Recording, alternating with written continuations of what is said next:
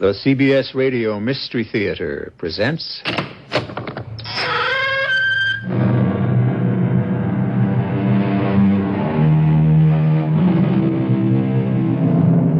Come in. Welcome. I'm E.G. Marshall. October 31st is a date of deep antiquity. In the Christian calendar, it is the day before All Souls' Day, All Hallows' Day, the eve of which is known as Halloween, a time for trick-or-treat and benevolent mischief, long celebrated by children. But the history of this eve is mephistic and malevolent. In the Celtic calendar, those brooding, dark, bloody peoples celebrated it as the last day of the year, a day given over to witches and warlocks and their sinful and wicked revels.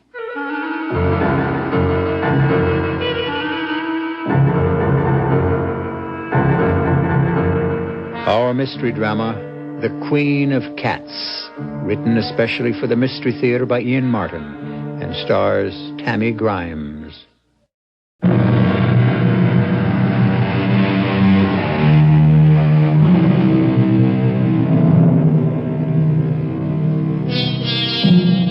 If I were to mention casually lycanthropy, kinanthropy, or let's say versipellis, I doubt if the words would stir any emotion. But if you knew that all these terms apply to the transmigration not only of souls, but of bodies, further than that, if you knew they apply to the unholy and unnatural exchange of the human body for that of an animal, if you are informed that these words are part of the glossary that refers to the werewolf, specifically and in all his forms, would you not feel a run of icy fingers down the backbone, a clutch of terror in the throat, a desperate feeling to cry out, "Let me wake up, I don't want to live this nightmare"? If you don't, just turn off the dial. But if you do, don't go away. They are hunting me down again. They are hunting me down the night again, as they have through all recorded history. The bullets whistle through the air and chunk holes as they thud into trees. In other years, they would have been arrows, before that spears. The same swish, the same thwunk as they find a mark. Only century after century, they travel faster and make more noise. Yet today I have less concern, for I know none of the weapons turned against me are blessed by St. Hubert. The sharp oaken stake is a literary anachronism. Besides, even if I'm hit, what does it matter? I have 99 times 9 lives to use up since the dawn of time. 9 times more than the lesser gods. For I am a cat.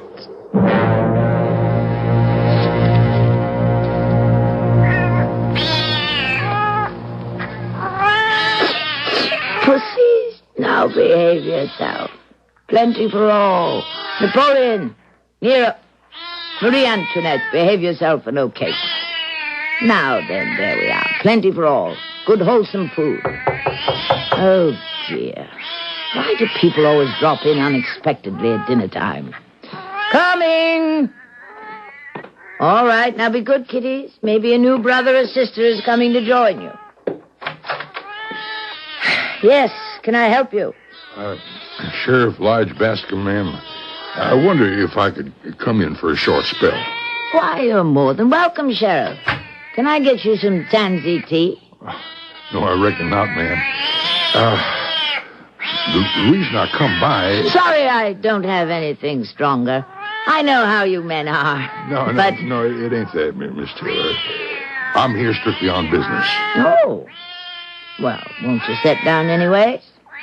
You suppose there might be somewhere a bit more private than... Than here in front of all my boys and girls busy at a hearty meal? Of course.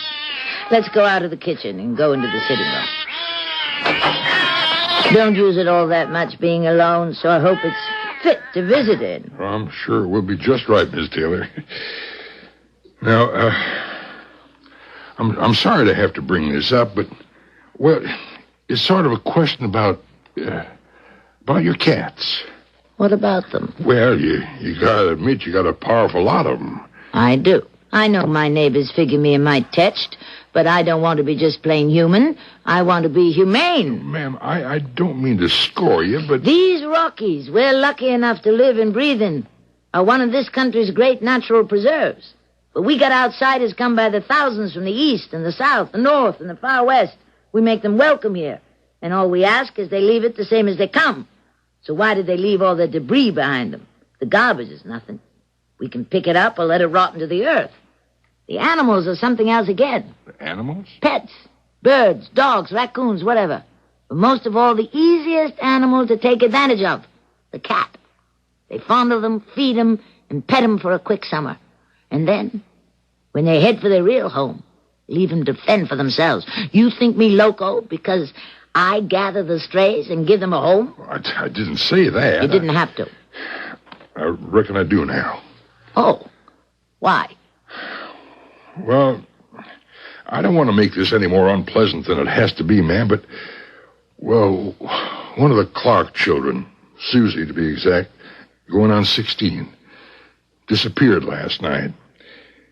We found her early this morning in Silver Mine Woods, just the other side of Grant's clearing. I'm glad to hear that. I don't think so, ma'am. The child was dead. Oh, my dear. How? Well, that's the question. She'd been savaged by... Well, if I didn't know we haven't had a panther or a cougar or a mountain lion in this area in the last 20 years, I might figure something like that for the culprit. And if you don't figure something like that, what do you? Well, ma'am, no one of them alone, of course, but if they was in a pack... Are you trying to suggest that my cats could have been responsible? Well, I'm only doing my duty by asking questions. And then let me answer them for you. I have 63 cats, each of which has a name, and each one is just as different as you and me. I let them run free, but they cannot go beyond the fence I keep them inside of. Silver Mine Woods is at least 4 or 5 miles beyond my compound, and every one of my cats is accounted for as of this minute and last night. And the door out is through the parlor arch to the left. Oh, no, it ain't exactly me, Miss Taylor. It's the rest of the town. This isn't the first accident of this kind that we've had since... Since I came to town?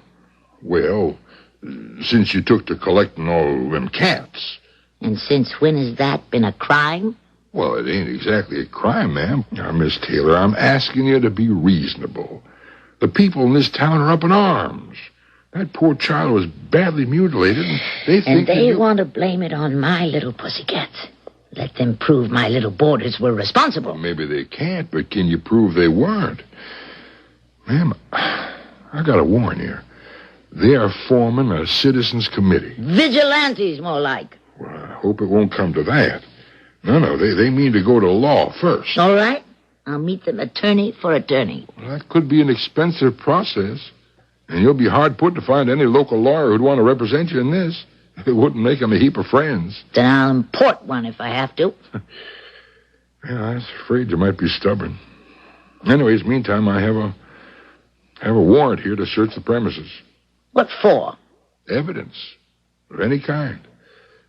I'd like to see the cats. I better come with you. Why, you afraid they might tear me apart? My cats are as gentle as babies. I just want to make sure you don't do any harm to them. I knew it would come to this sooner or later.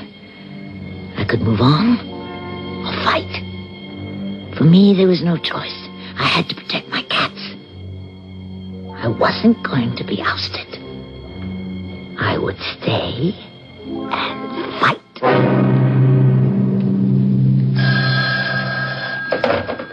This is the office of Anthony Reddick, attorney at law. Oh, come in. The door's open. Mr. Reddick isn't here, but I expect him back from court any moment. Be with you in a minute. Please, sit down. Yes, sir. Well, you see, I'm not his regular secretary. I'm just his landlord. Yes, sir. Yes, sir. I'll tell Mr. Reddick to call you back. Ma'am, did you want to see Mr. Reddick? Quiet, Harris. Yes, miss, I do. He should be back any moment. Could you wait? I think so. I'm quite good at it. I'm sure he could make time to see you. I'm sure he could, since he doesn't have any other clients. I beg your pardon? Why, that's not true. Of course it is. That's why I'm here. But it's very brave of you to cover up for him. I'm not covering up. But as his secretary... Oh, my dear, you're not his secretary. How do you know? Because I'm a very old lady who knows a great deal more about too many things than possibly she ought to. Hey, Callie, I'm sorry, but they didn't have any yogurt at the... This is a client, Tony. I didn't have a chance to get her name. Hush, Harris. My name is Mrs. Taylor, Mr. Reddick. Well, how do you do? Honey, Carrie, you want to take the groceries while I take Mrs. Taylor into the office and, hey, that's quite an amazing cat. Yes. She's my most favorite. Although one shouldn't have favorites. What breed is she? I don't think Harris could be confined to any one breed. She's unique. Very special cat. An original. Shall we all go in together? Oh, I don't think I'd I didn't mean you, dear. I meant Mr. Reddick and me and Harris. You see, she and I are never really separated. I saw the girl's puzzled look, but I didn't stop to explain. How could I? That Harris was my other self. Or one of them. My mirror image. Or one of them. I wondered to myself as I followed this young man into his inner office what he might think if he could see Harris. Human shape. That other reflection of me. Someday he would. For he drew me, this young man, with his blonde Viking looks and the sinuous, easy ripple of his muscles that I could see beneath his clothes as he moved. It was a long time, and desire, like a sleeping snake, uncoiled and undulated all along the old body I had lived in too long. But first came safety, as I told him what had brought me there. Well, from what you tell me, I don't think you have any real problem, Mrs. Taylor. But you're afraid to take my case. I didn't say that. Then why do you hesitate?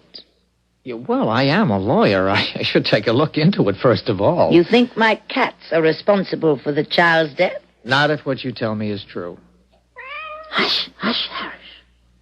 You see, it isn't only my cats I'm afraid for. I beg pardon? Mass hysteria. Mob violence. I'm an old woman alone. I could be in danger, too. I need help. Please. I don't think you have anything to be afraid of. Well, neither of us do. If you want me, Mrs. Taylor, you have me. And like they say in the old funny story, that goes for your cat, too. Nothing to be afraid of. Oh, my naive and trusting young lawyer, my need for you was far different than the other life force which drove me to reach for sustenance, but no less strong. You were my desire, my blonde and trusting love god, and although you couldn't know it yet, like the queen bee and the chosen drone, your fate was written in fire and destruction. Your doom was sealed.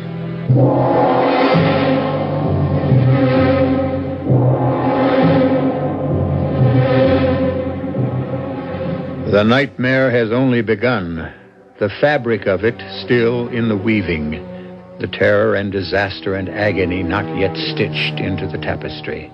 Remember, I said in the beginning, no need to listen unless you couldn't resist. For those of you who can't, I shall return shortly with Act 2.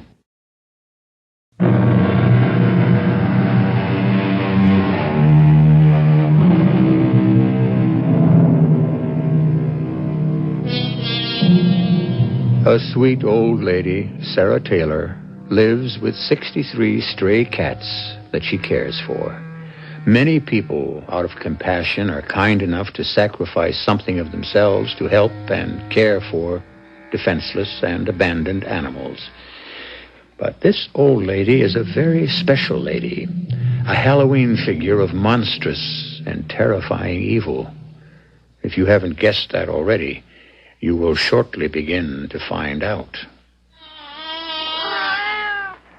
Hush, hush, my darlings. Your mother is taking care of all of you. You have nothing to fear. Let those who move against us learn to cower in terror. As long as the moon is full, we rule the nights. Ours is the power and the glory. You will inherit the world, and I am your queen in whatever guise I choose to cloak myself.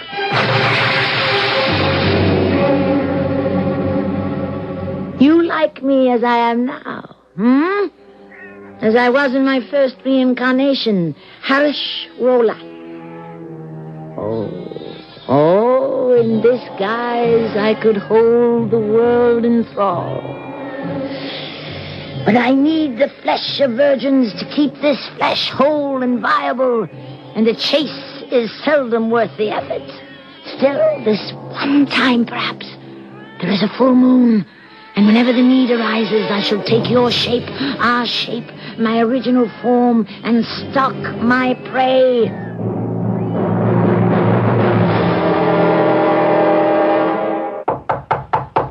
Come in.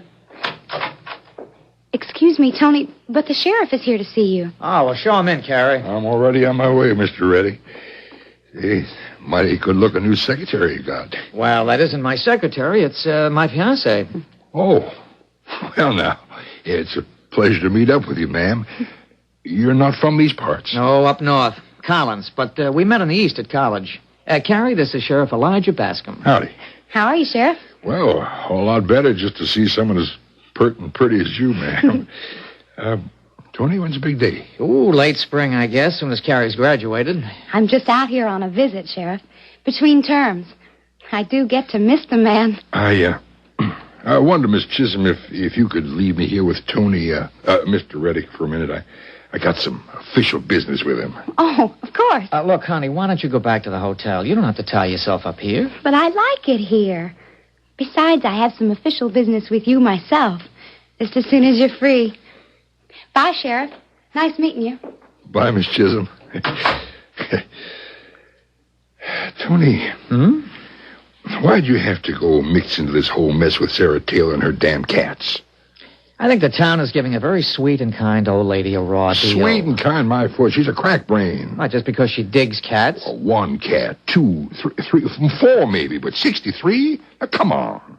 You think that's natural? For her, yes. She's a little eccentric, but you know as well as I do that she isn't breaking any laws. What's the idea of harassing her? You know, you're leaning on her, Leach. Sure, I'm leaning on her. You want to know why? Because the whole town's scared and is pushing and pressuring me. Now, you don't seriously think these mysterious deaths in the past year have anything to do with her cats? Where's the evidence? Well, there isn't any. You know, I know these girls weren't mauled by any house cat, or even a whole pack of them. Everybody in town knows that. Knows that it's one big cat we got to hunt down. But that we haven't been able to.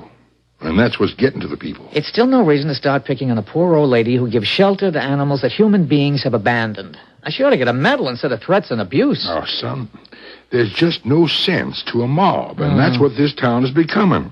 I gotta stop it while I still got some control. That Ms. Taylor and her army of cats is just like lighting a match next to a short fuse. We gotta find out what animals out there in the dark, sure. But till we do, we also gotta get rid of all them cats, or this town's gonna explode high, wide, and fancy.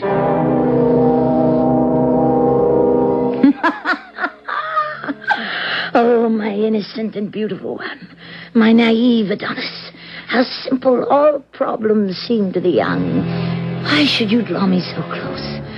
You have known the heights and the depths, to whom all carnal knowledge is not only familiar, but a frequent indulgence. And yet, the old, inescapable desire, the hope and compulsion makes the phoenix rise again and again from the ashes. It was the girl who began it all. She walked into my parlor by herself. Mrs. Taylor? Yes? I don't know if you remember me, but... Of course I do, my dear. You were that nice girl in Mr. Reddick's office. Who wasn't his secretary. As you guessed, somehow. I don't know how. That wasn't very complicated. What brings you here? I'm just here visiting Tony, and I'm renting a room. Whoever was there before me picked up this poor little kitten and made it a pet. Then, when her vacation was over, walked out and left it behind. The landlady won't take him, and I'm going back to college where they don't allow pets in my dorm. I was wondering if maybe... Of course, my dear. Come right in. Just let me take care of you. First of all, give me the little kitty. Has he been fed? Oh, yes. Then we'll just put him out with the rest of the boys and girls to play. You see, they have the whole backyard to frolic in. It's over an acre. No. Playtime isn't over. No one comes back in the house yet. Here's a new friend for you. Sometimes they really are a handful. I don't know how you manage without any help. Oh, I manage. I'm not completely alone, you know. I have a relative is always with me. Tell me, did Tony send you? Tony? No. Why? I thought he might be doing a little checking up on me before he takes me as his client. Oh, no. Honestly. This was my idea. I don't meddle in Tony's business ever. Then I'm sure you'll make him a very good wife. You are going to be married, aren't you? Oh, yes. This spring when I graduate. So, what is it you study that is so important? Oh, a sort of obscure field that I'm sure you wouldn't be very interested in. Parapsychology. Just what is that? Well, it's the study of, experiences and happenings beyond a natural explanation. You mean the supernatural?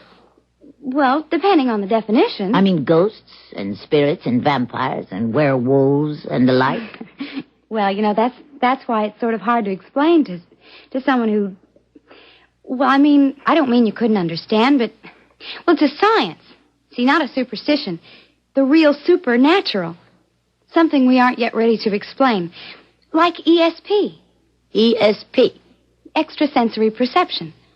It's like clairvoyance or precognition. My, such big words. I didn't mean to be a bore. Oh, not at all, my dear. You have all my interest. Tell me, are you like that? Can you see things in advance or get messages from another world?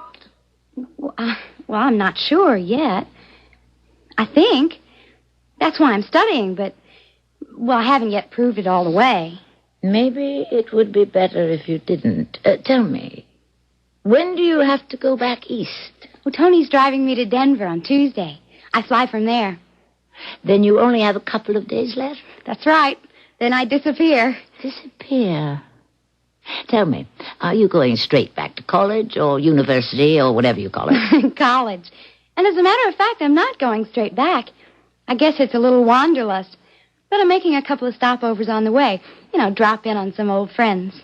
Going to be out of touch, Well, never really thought of it that way. But yeah, I guess I am. I really must run now. I can't thank you enough about the kitten. And I guess maybe I should say goodbye. Of course. I shouldn't think we'll be seeing each other again. Goodbye, my dear. Goodbye. You might tell your Tony I'd like to see him as soon as he has time for me. I watched her move away from me, lithe, long-limbed, her stride loose and easy with the spring of youth. How I envied her for being young and for being carefree and for knowing that soon she would be beside that vital man, Tony, touching, loving, and being loved. The winds of change are blowing again. I feel the pull of the moon, the call of all the ancient carnal appetites stirring in me, the heady scent of blood in my nostrils. Death is in the air. I feel its trailing scarves touching me like smoke, swirling about me, tempting me to destruction. But whose destruction? And is it worth the risk?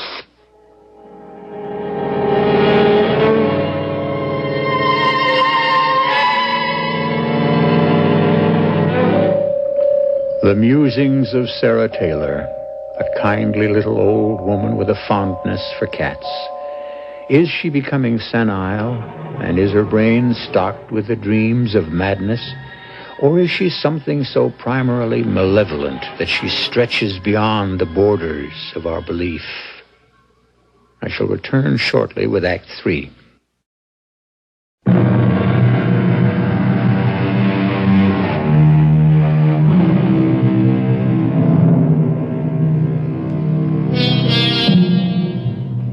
In J.M. Barrie's play, Peter Pan, the tiny sliver of darting, reflecting light, who is called Tinkerbell, when she is dying and fading from the light of the world, is revived by Peter Pan's fervent plea to the audience. If you believe in fairies, clap your hands, and Tinkerbell will be saved. Or words to that effect. It is an appeal that never fails. Young and old find themselves responding, even vocally, and certainly from the heart. Do we believe as profoundly, or even more so, in the spirits of darkness and terror and total destruction? It's a question you may answer for yourself after the conclusion of our tale. Yes? Mr. Reddick? Tony? They're speaking. Miss Taylor? Yes. I was wondering, did that sweet child, Carrie, give you my message? Well, yes, ma'am, she did. I was going to call you first thing this morning, but you beat me to it. I didn't want to call too early. Heavens. I've been up since dawn. My kiddies wake me with the sun. I just been waiting till you got to your office. Even thought you might be later, with a young lady to dally with. Well, there hasn't been much time for dalliance. I was up all night with the sheriff hunting that panther, the cougar, whatever it is we got killing here. Does that mean you ain't coming out to see me? What? No, ma'am. As a matter of fact, I want to talk to you myself. I'll be out to see you right after lunch. That's right nice. I'll be looking for you. Morning, Tony. Hey, darling, I thought you'd still be catching some shut-eye after last night. I didn't know you were here. You were on the phone. I didn't want to barge right in. Well, the door was open. I know. I couldn't help overhearing the end of your conversation. You were talking to the cat lady. Yeah, gotta go out there and see her later and break some bad news to her. But first, we forget that and proceed to this. Mm-hmm. Now that's the way to start a day. Yeah, and finish it. You have to go back to that damn university. I thought I did. But I'm beginning to wonder if I should. Hey, now, wait a minute. With your degree right around the corner, I don't want to interfere with that. You come first in my life, Tony. I'll buy that, with reservations. I mean, honey, we had it all planned. I know. That was before I began to get the bad vibes. About us? Mainly you. I get this message that you're in danger. Me? Both of us. How? I don't quite know. Well, I know you kind of laugh about ESP. Now, whoa, I don't laugh at it. I just don't buy it. Maybe you'd better. What are you talking at? It's something to do with that Mrs. Taylor. She isn't what she seems to be. She isn't just a sweet old lady with a thing for stray cats? I mean, she isn't just a sweet old lady. You mean she's right off the tracks? No, I mean a whole lot more than that. Oh, Tony, hold me a minute. Hey. I'm scared. Come on, hey, take it right easy. Down to my heels. Come on, sit down here. Get there. Yeah, that's better. All right, now come on, level. What is this? I don't know how to tell you. Tony, Hmm? You and the sheriff and a bunch of others were out all night hunting. Yeah. Did you see any signs of this big cat, this whatever it is that killed that young girl? No. Were there any tracks around where it happened? No, and the ground was soft enough, so there should have been. That's why folks got the notion that maybe it wasn't one big one, but a whole lot of small ones that did the damage. Were there any small tracks? No. So how did a big cat like a panther get to that girl? I don't know. Honey, what are you getting at? 3 other girls were killed this year, weren't they? Yes. When? Well, I don't know. Let's see. One early in February, then in, May sometime, then the one before this, and, well, wait a minute. I know just when it was. It was August 1st, the day after my birthday. Candlemas, rudeness, Lammas, and now Halloween. Hey, Carrie, hang in there. You sound like you're going around a bend. I'm turning some strange corners and finding myself in dark, evil places. But I can't help it. I told you I was getting bad vibes. Look, hon, if messing around in parapsychology and metaphysics is going to get you like this, maybe you shouldn't go back to college. This isn't parapsychology. Exactly. It's just... Tony, part of our courses are not in science, but in history. I mean, we have to study the Kabbalah, demonology, witchcraft, and so on. But that's just superstition, a perversion of anything that's really scientifically supernatural. Right at this moment, I'm not sure, Tony.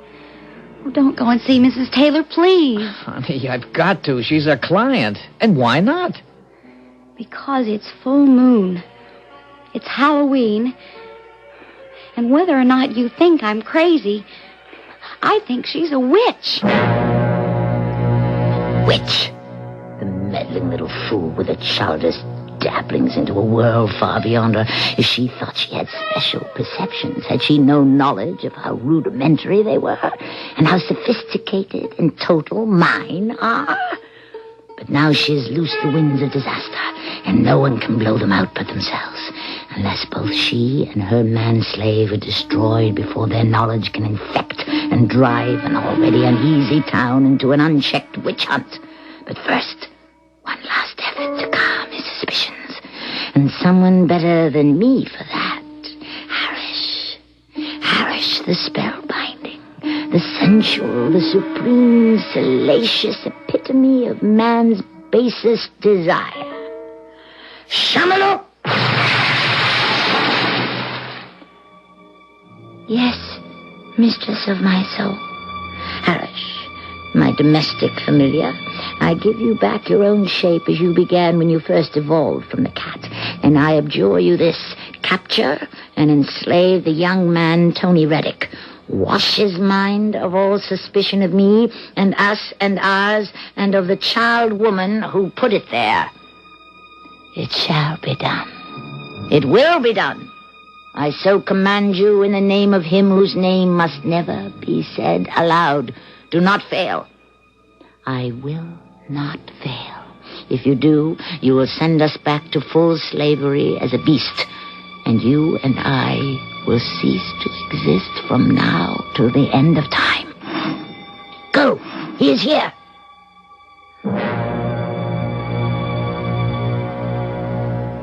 Won't you come in? Well, thank you. I wanted to see Mrs. Taylor. Is she in? She's not feeling too well. Oh. She's in bed. She asked me to see you instead. I'm her niece, Harish Rolat. Well, how do you do? I hadn't known that Mrs. Taylor had someone living with her until Carrie, that's Miss Chisholm, my fiancée, mentioned something about it today. I just arrived. Are you from America? No, I'm from Europe, Transylvania. Well, that's in Romania. How did you get a visa? Oh, I got it. I didn't mean to be nosy. I can see where most things aren't too difficult for you, Miss Roland. I prefer first names. Mine is Harish, and yours is Tony. Yeah, well, that's close enough. It sounds better. So, what did you want to see my aunt about? Well, that's kind of a long, complicated story, Miss Harish. Is it about the cat? Well, yes. Yeah. Harish, I'm going to level with you. You know there have been some strange deaths around here. I know. But you know these little cats were not responsible. Well, if it was a big mountain cat of some kind, we'd have flushed them out by now. I know damn well it couldn't have been the ordinary little cats. Then what? Or who? Not who. No human being could have mauled anyone the way those kids were torn up. So? What? I don't know. I I've had an explanation that I can't quite dig, or believe. Would I believe it? Why, I won't try you. Look, let me talk to you. No, you can't go in there. I've got to now. Let me go. You really want me to? And I don't mean to be ungallant, but... You can't be unfeeling also. You're a very attractive man. Well, you're a very tempting woman. Let me tempt you. You got me too late. I'm a good boy now. Are you so sure? Kiss me. Oh, come on. But not like a good boy.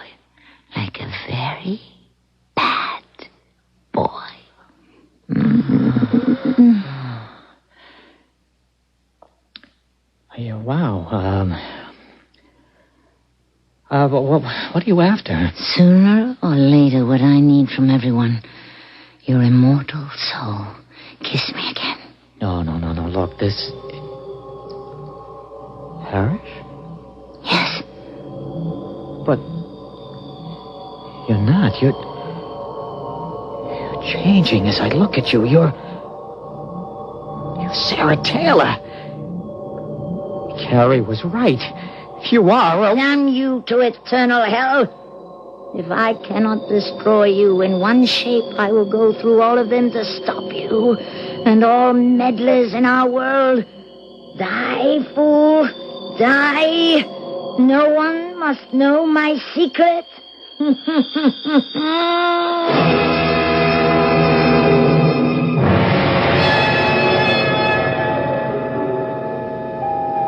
How is he, Sheriff? Well, I can't rightly tell you, Miss Chisholm.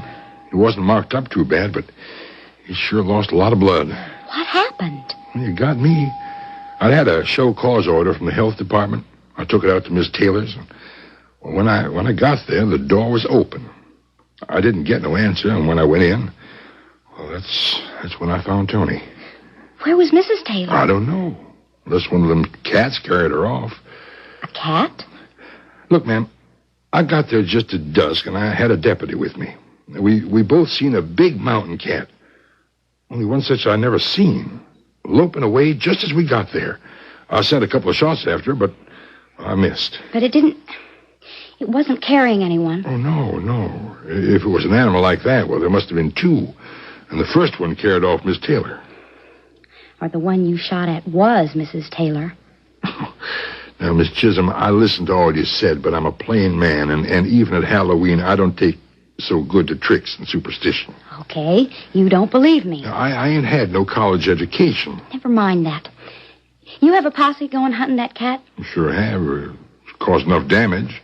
Can I come along? Oh, well, now, I don't know about that. But... Elijah Bascom, you know my father was D.J. Chisholm. He taught me to shoot and handle a gun since the day I was 12. It's the day of women's liberation, and besides, I'm the only one of you can carry an old Sharps rifle that's fitted to fire its own ammo. Well, that ain't much of a recommendation. You better change your mind. The bullets in my magazine bag are the only thing that'll bring your black mountain cat down.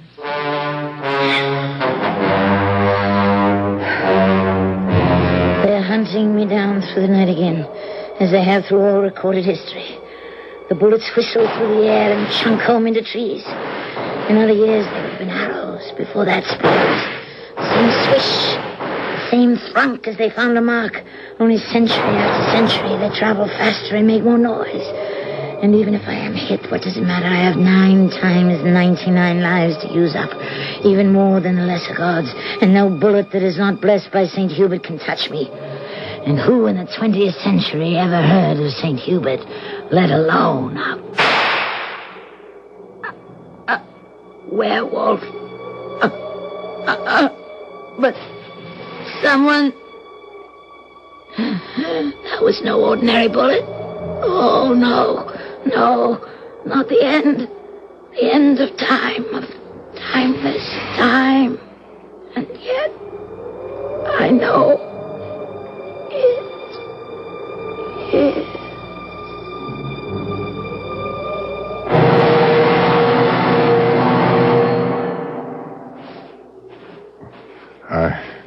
I guess I owe you an apology, Miss Chisholm. Why? Well, you was the one brought that cat down. I only fired the gun. A bullet found the mark. You aimed it. But God drove it home.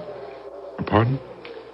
You know my daddy belonged to a little church way up in the hills north of here. I don't even know to this day what denomination it was, but it was called St. Hubert's. My daddy always said he was the patron saint of hunters, and he claimed every bullet he owned was blessed by the church. It was one of those I fired. But I fired at a black cat. Good Lord. That wasn't no black cat we hit. It's a young woman. Watch. The shape is changing it. Why, that's Miss Taylor. Or whatever her real name was. Look now. Oh. There ain't nothing left but decaying flesh. Oh, and even that's gone now. It's just a skeleton. And the bones of which are turning to dust. You know something, Sheriff? No one will ever believe what we have seen. Something as old as time. A werewolf in all its aspects. The best of which is dead. Forever.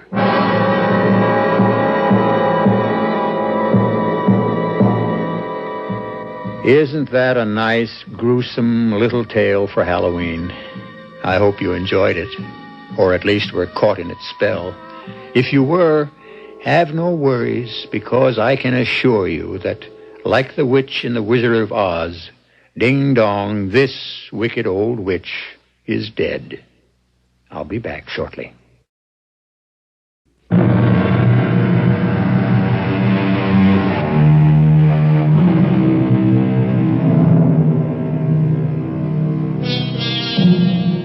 Halloween is a time of thrills and chills, of brooding mystery and terrifying shadows. But it's also a time to rejoice, for with All Saints' Day, the world rises anew. So, one cheery note to end all this. Tony Reddick did recover with few scars to show for his experience. Our cast included Tammy Grimes, Joe Silver, Jack Grimes, and Betsy Beard. The entire production was under the direction of Hyman Brown. This is E.G. Marshall inviting you to return to our Mystery Theater for another adventure in the macabre. Until next time, pleasant dreams.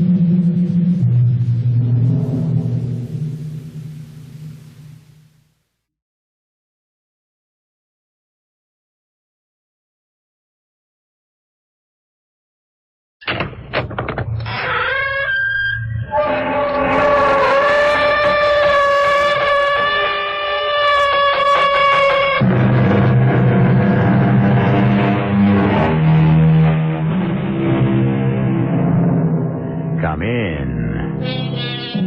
Welcome. I'm E.G. Marshall.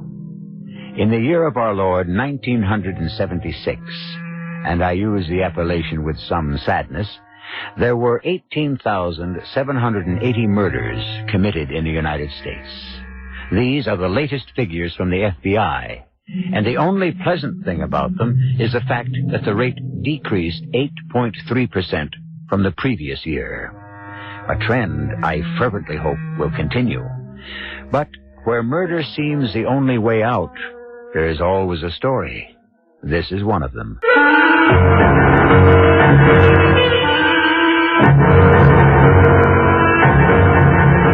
Our mystery drama, A Better Mousetrap, was written especially for the Mystery Theater by Ian Martin and stars John Beale.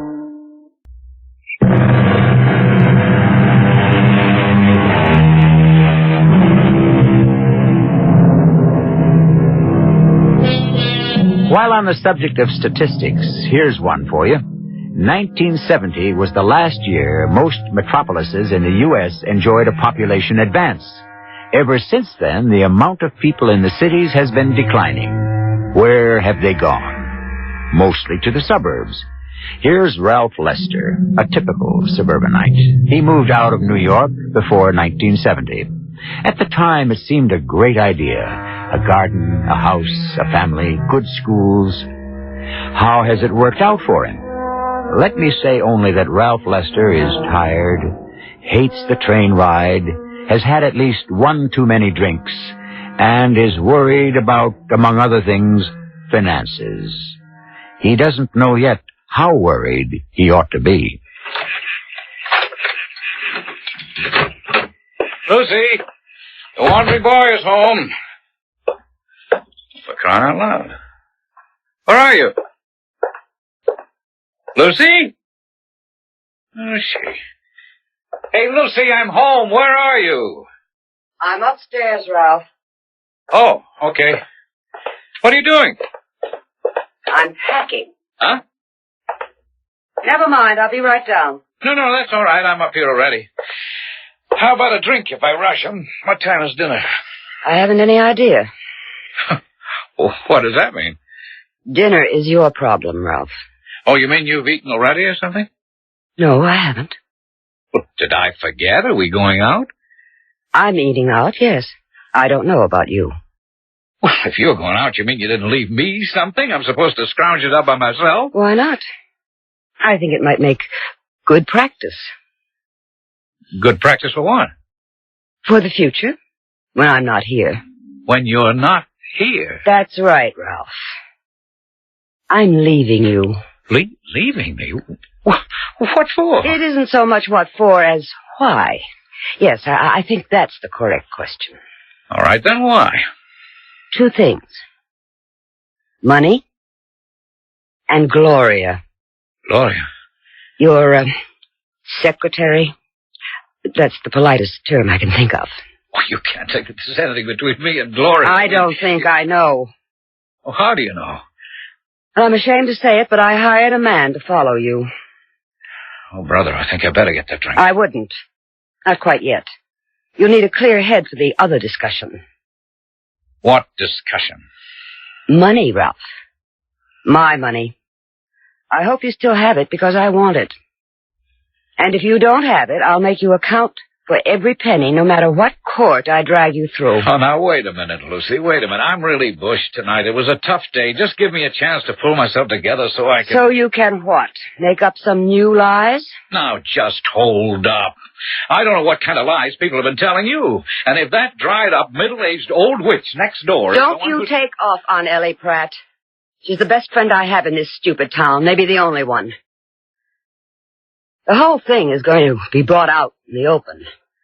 Unless you can convince me in black and white that you haven't been cheating on me two ways.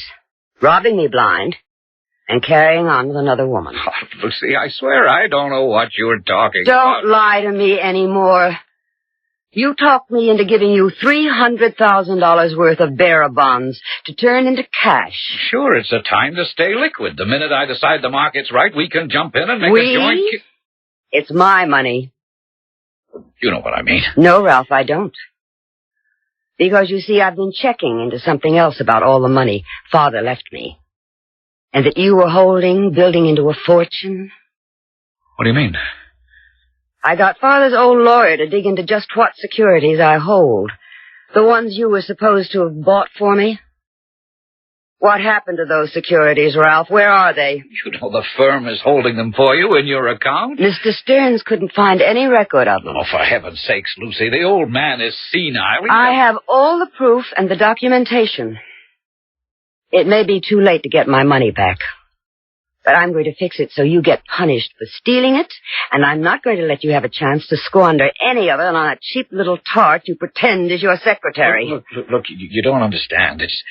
It's been a difficult period, Lucy. I've had to try to cover short sales and option deals, and if there was any question now, I could be ruined, Lucy.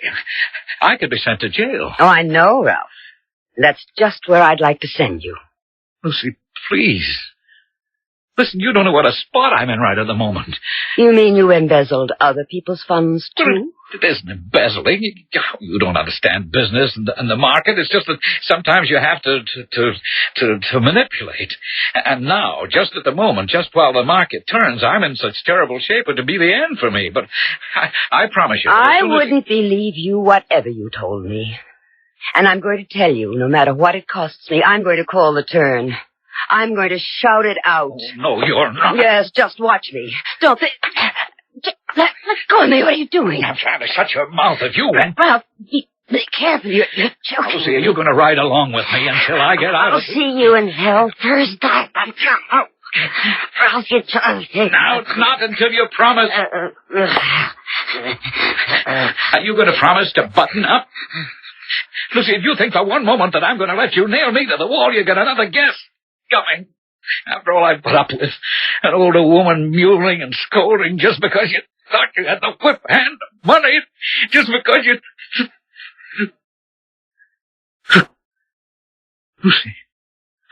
Lucy, I'm sorry. I didn't... Oh, good Lord. Lucy? Oh, no. No, she can't be. She's dead. Oh. What am I going to do now? Call Gloria. Yeah. I gotta call Gloria.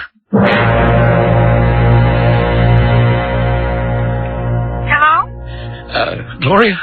Yeah, Ralphie. Hey, you sound kind of funny. What is it? She's dead. Who? My wife, Lucy. Gee, that's terrible. Well, honey, I'm sorry, but, honey bun, it solves a lot of trouble for us, doesn't it? No, not a bit. Only makes it worse. What do you mean? Oh, Gloria, she didn't just up and die for herself to make it convenient for us. Well, then what? I killed her. You what? I didn't mean to. It was an accident. I mean, she found out about us, and I lost my head, and You murdered her? But she was threatening to scream out about us, and I wanted to keep her quiet. All I did was put my hands on her throat, and before I knew it... Ralphie, I don't want to hear any more. I'm getting out of it. You can't. Oh, no, you're in it up to your neck. You, me, how we've been kiting accounts. You can't involve me in that. Can you? Ralphie, what are we going to do? Well, I got a notion, a real crazy notion. It's the only way I can see out of it. Yeah? What is it? We'll have to kidnap her. How do you kidnap someone who's already dead? I don't mean for real, Gloria. I mean pretend to. No one else knows she's dead yet. Yoo-hoo, Lucy! Where are you, darling? Pete's sake. What is it? Ralph? That silly old Snoop L.A. Pratt from next door. I gotta hang up. Nobody home? Oh, she's in the house. For the love of Mike, she's on her way upstairs. I'll call you back. Yoo-hoo! Gloria, the woman is in the house. I'll call you right back. I know you're there. I hope I'm not interrupting anything. Oh, brother. That you, Ellie? In the flesh, not a picture. Can I come up? No. I'll be right down. Don't slip on the soap. Soap. Yeah. And you'll never know how tempted I am to invite you up here to the bathroom and drown you, Ellie.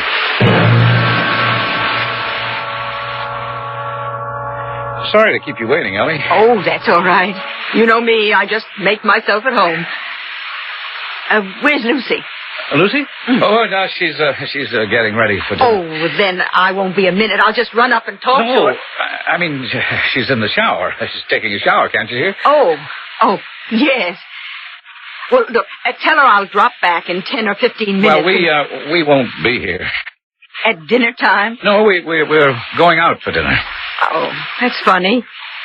What's funny? Well, I talked to Lucy on the phone just before you came home. She told me she'd be here till 9 o'clock, and I'd better pick it up before then. Pick what up? The envelope. What envelope? From the brownies.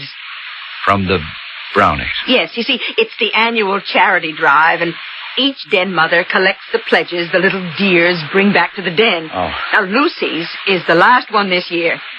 Oh, maybe if I just looked No, around... really, Ellie, we've got to get out to dinner. Oh, well, who are you dining with so early? No one. I mean, that is, we're just going out to celebrate for a change. Oh, I'm glad to hear that.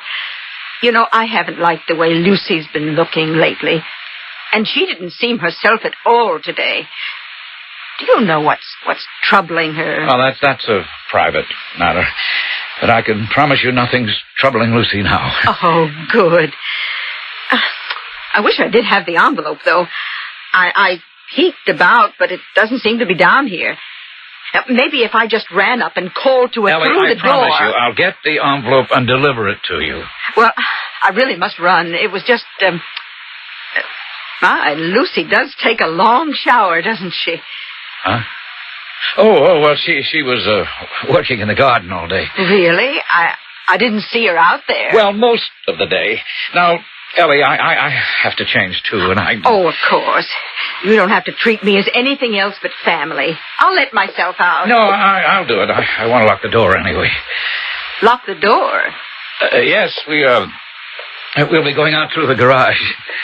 Ralph, are you all right? You look a bit drawn. Oh, I'm fine. I'm fine. Oh, now, how did he get out, that fool cat? Oh, now, don't you talk to poor Ginger like that. He's Lucy's best baby, aren't you, darling? What's he mewling about? Oh, Ellie, will you put him down? The poor baby's just looking for his supper. I'm surprised Lucy hasn't fed him. Oh, she probably forgot. It's not like her. There isn't anything wrong between you and Lucy, Ralph. Oh, what could be wrong? Oh, I don't know. She hasn't seemed herself lately, and you seem so nervous tonight. I'm just tired. Look, Ellie, I don't want to keep Lucy waiting. Yeah, of course. I'll run along. Now, tell Lucy I'll drop by first thing in the morning to pick up the envelope. No, there's no need. I'll drop it in your mailbox on my way to the train. Oh, shut up. I don't need any trouble from you. What am I going to do? What am I going to do?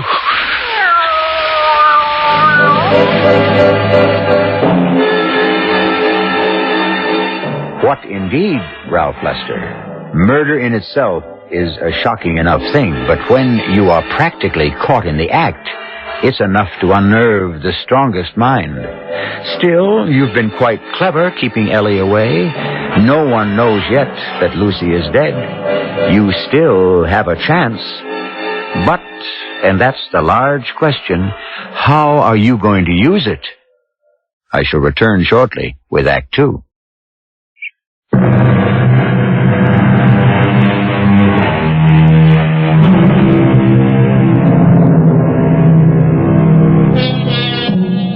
We left Ralph Lester in sheer panic, wondering what on earth he could do. The effort of controlling his emotions and trying to act normally with his next-door neighbor after he had just murdered his wife has left him drained, his knees weak, his mind a blank that tries to shut out the terrible reality. Now, suddenly remembering a vagrant thought that had crossed it earlier, he goes to the phone to talk to his girlfriend, Gloria. Gloria, it's our only chance. I didn't know, Ralphie. I certainly didn't bargain on murder. It isn't going to be murder. I told you. It's going to be a kidnapping. Only the victim will never turn up. You think you can make the police believe that? With your help, yes, I think I can. I'll even seem to pay a ransom and make it look like the money's been picked up. And I have a way to get it back. Why don't you just take the money and run, Ralph? Spend my life hiding out and looking over my shoulder? No way. After the kidnappers don't return Lucy, I'm taking that money to cover all we've stolen out of our customers' accounts. We? Oh, yes, you're in this too, Gloria. You try to sit back and let me get hooked for murder, and I'll drag you in with me. You wouldn't do that to me. Don't tempt me. Look, Gloria, baby, don't you see? As soon as the heat's off, her will leaves everything to me. so you and I can live like royalty the rest of our lives. We'd still be that rich? Lucy was rolling in money. Honey, don't let me down. Oh, of course. I'm with you. Now, just tell me what I have to do. Okay, here it is. I want you to send a letter a very special way, but it's important that the postmark is New York. What do you mean, a special way? I want you to take a bunch of old newspapers, magazines, circulars, anything with print, and cut out the letters to spell out the message. And now, here's what it should say. Yeah, this is Fairburn Police. Detective Sergeant Castelli speaking. Yes, sir. Could I have the name and address, please? That's Ralph Lester. L-E-S-T. Yeah. Check. And, you just got home. You're quite sure your wife is missing? Just for the record, you got back at what time? 12:05. All right. Now, try not to worry, sir. Your wife may have been scared and run to the neighbors. Yes, sir. We'll be there right away. You, want me to use the siren, Lieutenant? No, Sergeant Castelli. No sense waking up the whole community this time of night. You think this is just a false alarm, huh? A break-in? Nope. The wife? Who knows? Could be some domestic squabble. The guy sounded cold-sober, Lieutenant. And I figure you must think there's more to it than that since you hiked along. Ralph Lester's an important citizen in this town, Ricky. He pays enough taxes he could expect VIP treatment. Yeah, rich neighborhood. Yep. He's a big stockbroker in New York. And his wife was the daughter of A.B. Trumbull. Cosmetic business. Millions. It could just be she was snatched. Kidnapped? Huh? I thought you figured she just walked out. I don't figure nothing till I get all the facts. Or as many of them as I can. Better take Long Point Road. We make better time. And, Mr. Lester, when you got back from the movie, you found that the house had been broken into. And your wife was missing, huh? Yeah, that's right, Lieutenant. What movie did you see? It was at the Fine Arts Theater. Mm-hmm. And you went alone, huh? Well, it was the last night the film was going to be showing. But you and Mrs. Lester had dinner together, huh? In a manner of speaking. Sir? Well, you see, we started to go out because I thought Lucy was looking tired. But on the way to the restaurant, she decided she didn't feel up to dining out. So I just got some roast beef and coleslaw and that sort of thing, and we came back home to eat. I was a little worried about Lucy. Yes, sir. And then you went out to the movie by yourself, huh?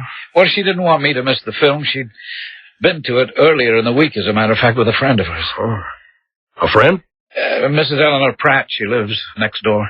Well, then perhaps she might have seen something. Oh, I doubt it. They broke in on the side of the house away from her. Besides, there's quite a bit of vegetation screening us from each other. Oh, we'll check that out later. Can you think of any reason why your wife might have been kidnapped? Well, not really, except that, of course, her father was a very prominent man. Well, he's been dead for many years, hasn't he? Yes, nearly 7 years now. But, of course, my wife was his sole heir. So you're more or less convinced that that's what happened? I beg pardon? I mean, there isn't any possibility that the break-in and your wife's disappearance are not connected. I don't follow you. You don't think Mrs. Lester could have just left by herself? Walked out? Oh, why? I mean, we've been married for nearly 20 years. We were happy. I'm sorry, sir. My job is to ask questions. And to find your wife as fast as I can. Now, look, if there's any danger to her life in any way, I don't want police interference. We'll work with you, Mr. Lester, as carefully as we can, if it's a kidnapping. What else can it be? We'll know that soon enough. One way or another. Now, you say, Mrs. Pratt, it is Mrs., correct? That's right. I'm a widow. My husband died almost 10 years ago. I'm sorry. So am I. Mrs. Lester didn't say anything to you by any chance about going away? No. Why should she? Well, I thought you were the best of friends. We are, but I didn't mean that. I meant, why would she want to go away? Oh, any number of reasons. Mr. and Mrs. Lester didn't have any marital problems, did they? Well, I never heard of it. Lucy never said anything at all like that to me. I didn't say that they had. It's just something we always ask. She's a little older than him, isn't she? Yes, nearer my age. When was the last time you saw Mrs. Lester? Oh, the day before yesterday. Oh? I did run over just before dinner tonight to pick up something from her, but I didn't get it, and I couldn't see her. Why not? Well, you see, she was taking a shower, and Ralph and she were getting ready to go out. Ralph seemed to be a bit nervous and in kind of a hurry, so I didn't stay. Mm-hmm. What was it you were going to pick up? Oh, just some money for the Girl Scouts. But Ralph promised to drop it by tomorrow morning. You think Lucy was kidnapped? All the evidence points that way.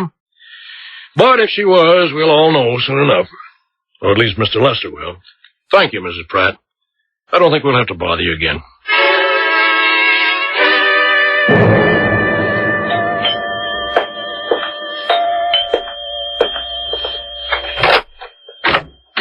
Oh, good morning, Lieutenant. Almost afternoon, Mr. Lester. Heard anything? No. They didn't contact you by phone? Who? Well, the kidnappers. Oh, no contact. You wouldn't be keeping quiet about it if they had. Why? It isn't a good idea, Mr. Lester. The police can help. No, I wouldn't take any chances on risking my wife's life. I can understand that. But nothing through the mail? No. If this is a kidnapping, don't try to handle it yourself. Please. You need help. Professional help. We won't endanger your wife's life in any way. What we'll try to do is to protect it. Just help us do our duty. Okay, Lieutenant, up to a point. As soon as I know anything, I'll let you know. And now, if you'll excuse me, I couldn't go into New York today, and I'm trying to handle my business by phone. Oh, that's probably a customer now. See you. I'll be around.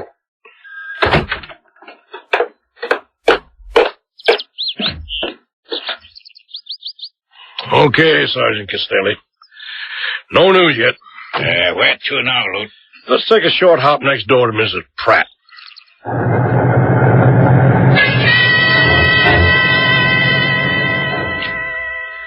So you got your envelope all right, Mrs. Pratt, huh? Oh, yes.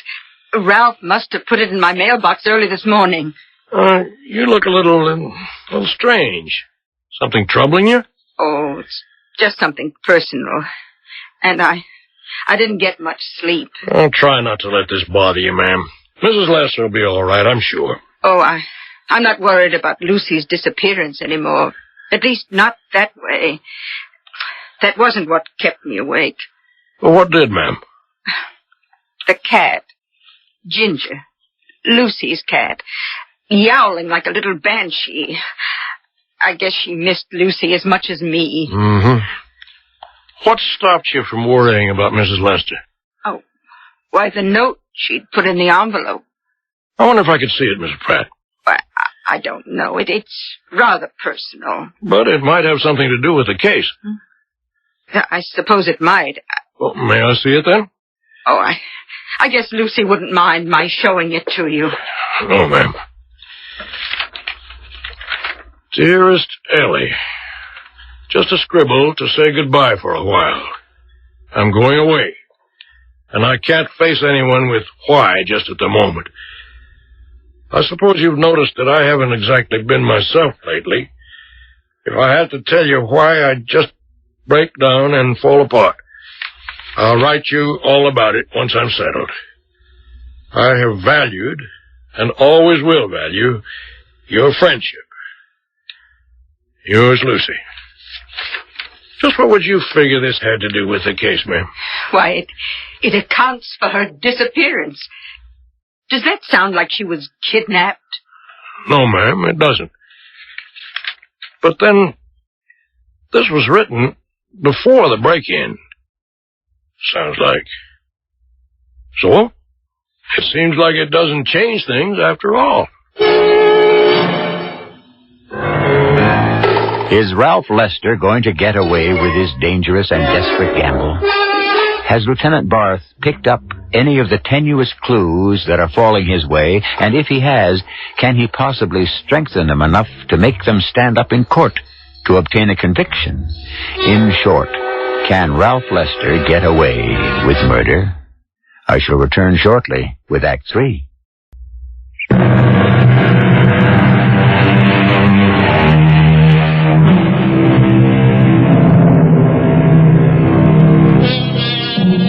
There is a very simple and totally laid out suspense to this story. Can a man who has committed a murder cover his tracks by making it seem to be a kidnapping from which the victim never returned? In the first act, we witnessed the crime. In the second act, we watched the investigation. Now in the third, we are watching, or listening, if you will, to the big question. Can Ralph Lester get away with murder?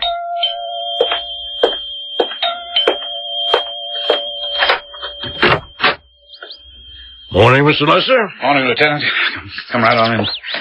You say you've had a communication from the kidnappers?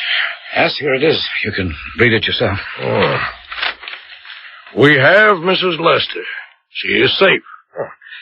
She'll stay that way unless you refuse to pay the ransom. We want $300,000 in small bills. Nothing over a 20. You will be notified where to leave the money. Do not call in the police, or we cannot answer for the safety of your wife. This came in today's mail? Yes. So it is a kidnapping. What kind of statement is that? What else? May I see the envelope? Sure.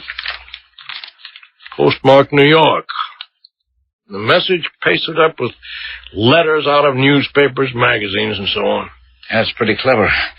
How can we trace them? I don't know. Of course, I'll take this. Subject it to latent fuming tests and blood print kits. Oh, what for? Oh, we may be able to lift hidden fingerprints. Find out if criminals are involved. And now we can set up an overseas team. Now, let's get this straight, Lieutenant. I don't want anyone interfering in my wife's safe return. We don't want any danger to her either. But there are things that can be done to monitor... No, sir, I want the police out of this entirely. You'll pay the ransom? I'm already making arrangements for that. How can you be 100% sure that this message isn't a phony? What? I never thought of that. Well, then let us work with you. No, I'm afraid to. All I care about is Lucy's safe return. We'll maintain a low profile. Low enough not to interfere with that. The thing is, with kidnappers, you can't trust them. Lieutenant, tell me something. Do you have some idea that my wife wasn't kidnapped? Why? I don't know. Just your attitude. Let's put it, Mr. Lester, that I'm afraid you want to handle too much of this by yourself. And it's tricky business. Now, if someone's holding your wife, you're going to be contacted, probably by phone. You going to try to handle it from there on in? I mean, the drop-off and the exchange? Well, that's what this note told me to do. Well, supposing you pay the ransom and you don't get your wife back. If you don't work with us, who's to know what happened? Oh. Okay, I'll work with you. Check. Well, the normal thing is you'll get a phone call. We'll try to trace it. But I'd guess no chance. Whatever they tell you, we'll take it from there, okay? And what we wait for is a phone call.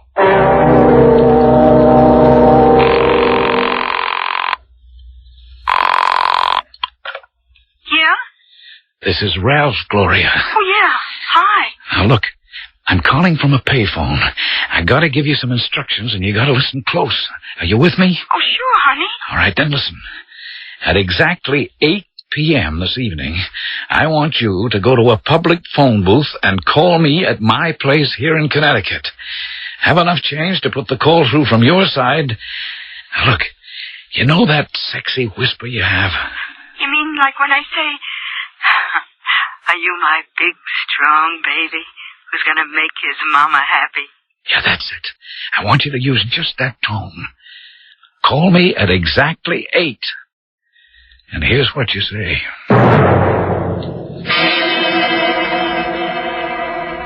Tomorrow morning, you will take the train, arriving Grand Central, 9:42. You will have the money with you. You will go to box 431, which you will find open. The money must be in a brown paper bag. Put it there and shut the box. Walk away immediately. Obey us, or your wife's life is on your conscience. Did you hear that, Lieutenant? Yeah, I heard it. Any chance of tracing it? None. Not long enough. Was that a man or a woman? Hard to tell with the whisper. You recognize the voice? No. What are you going to do? Well, leave the money exactly as I was told to do. And I want the police out of this. I'm not taking any chances on Lucy's life. It'd be better to have us standing by. No. You can talk us out of it, Mr. Lester, but the FBI is another story. The FBI? Well, more than one state is involved now. They have to be called in. But if they interfere, it could be my wife's life. They're very discreet. They won't move openly until your wife is returned.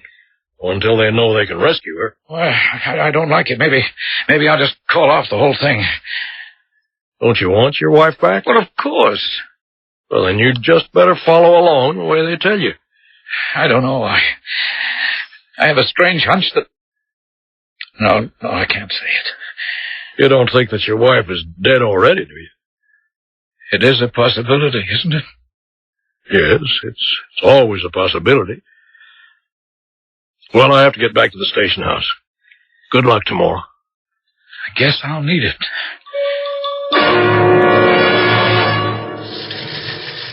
Hey, but what happened, Lieutenant? Come on back in my office out of this racket. He left the door, didn't he? Well, just as ordered. Let's get in the office. But no one picked it up, huh? That's the whole foul-up. The locker was checked. They're only good for 24 hours, and the FBI knew it would run out at 12 noon. But when no one showed up to pick up the ransom, they moved in. And when they had it opened, the locker was empty. Why? Yeah, they goofed somehow. Don't ask me. Someone managed to sneak in and pick up the dough. But Mrs. Lester hasn't been returned. Not yet. If ever. You think... Lieutenant Boss speaking. Oh, yes, Mr. Pratt. I see. Well, did you call Mr. Lester? He's not home. Well, that's strange. No. Oh. I'll tell you what. Let me come right over.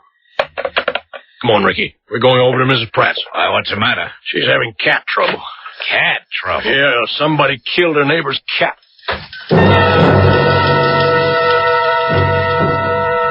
And you say you heard the cat all last night till about 1 this morning? That's right, Lieutenant. Crying as if his heart would break. Crying? Oh, he was really howling up a storm. Poor little thing. like he was a mourner at a wake.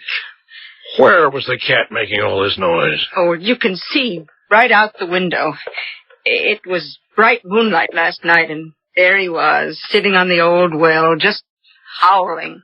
You mean the one right out in back of Mr. Lester's place there? That's right. I remember years ago when we all depended on it for water, before the Farmdale hydraulic put the pipes in. And that's where the cat was yowling? Yes. I thought he'd never stop. But he did? Yes. Just as I thought I'd have to go out and do something about it. Poor little pussycat. Mourning Lucy not being here. And then, this afternoon, you found the cat's body? Yes. In the bushes between your property and Mr. Lester's? Yes. Strangled? Yes. No possibility another animal could have killed him? I don't see how. There wasn't a mark on him otherwise. Who do you think would kill a cat like that, Mrs. Pratt? I don't know. There'd have to be some motive other than the fact that the poor animal was making a noise. That's what occurred to me. I think we both guessed what it was. But proving it is something else again. Would you be willing to help me? Any way I can. Do you think you could sound like the late Mrs. Lester? Well, I suppose you must know that we found her body there. Do you think that you could sound like Mrs. Lester? But why is this necessary? If Ralph killed Lucy, and you found her, and you know it, why don't you just arrest him? Well, that kidnap plot was very clever. How could we ever prove that the supposed kidnappers didn't kill her? The only way we can be sure he gets punished is if he convicts himself out of his own mouth. I think if you help, we can make him do that. Then for Lucy's sake, count me in.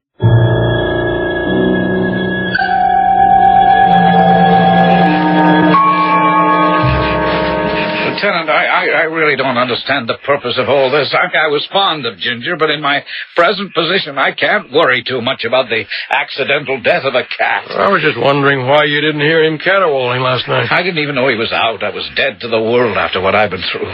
You sure you didn't hear him? How many times do I have to tell you no? Well, who do you suppose killed him? Lieutenant Barth, you should know in a country like this, animals meet accidental deaths. There are raccoons and foxes and cars and any number of ways an animal can meet an accidental death. By strangling? Is that how Ginger died? Apparently. Now, suppose you tell me why the cat picked this particular spot to howl. I'm sure I don't know. You know who we found in this well, Mr. Lester? Also strangled, but about 20 hours before? Your wife. Lucy? Oh, that's awful. How did you find her? The police are not fools, Mr. Lester. And you're not so smart. Ever since you killed her, you left a trail of clues. I didn't kill her. You'll never prove that. Then who did? The kidnappers, of course. They never intended to let her go. What kidnappers? Try and prove there weren't any. I can do that for you, Lieutenant. What? What did you say? Who? It's me, Ralph. Lucy. But it can't be. You're dead. How can you be so sure? Because I killed you. I killed you myself. You were dead before I threw you in the well. Not quite dead, Ralph. Kept alive long enough to convict you and make you and Gloria pay for my death. Now that you have convicted yourself out of your own mouth, I can rest at peace.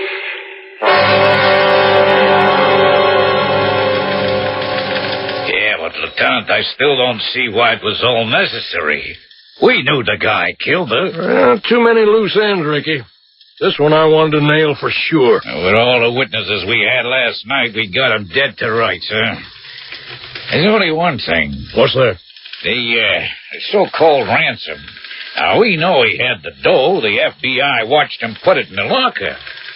But who picked it up? Mr. Lester. It was simple. He also had the key to a box right next to the one his girlfriend had specified.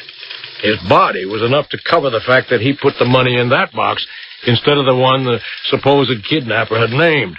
He intended to go back and pick it up later. Only time ran out on him now. Thanks to an interested neighbor and a poor little cat who mourned his mistress too much, but not wisely. I'm kind of sorry for the cat. Yeah, so am I. Except that if it hadn't been for him and Mrs. Pratt, he might have got away with it. Yeah, it's a lucky thing the cat was let out of the bag.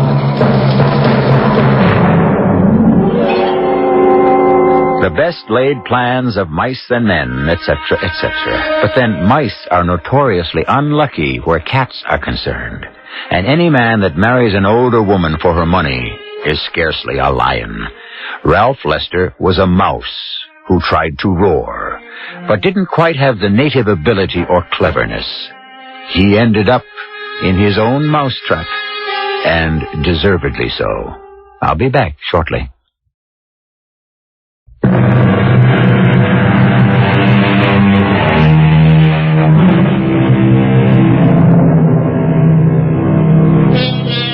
The crime of passion is a sad thing, because it cannot, by its very nature, be totally reprehensible.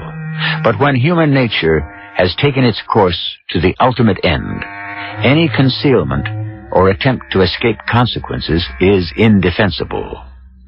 Thanks to Lieutenant Barth's handling of the case, no judge or jury on record could do less than to give Ralph Lester the full sentence he deserved. And for Gloria, who had been an accessory, if not before, at least after the fact, she was lucky to escape with a long term on probation. Our cast included John Veal, Joan Lovejoy, Ian Martin, and Bryna Rayburn. The entire production was under the direction of Hyman Brown. This is E.G. Marshall inviting you to return to our Mystery Theater for another adventure in the macabre. Until next time, pleasant dreams.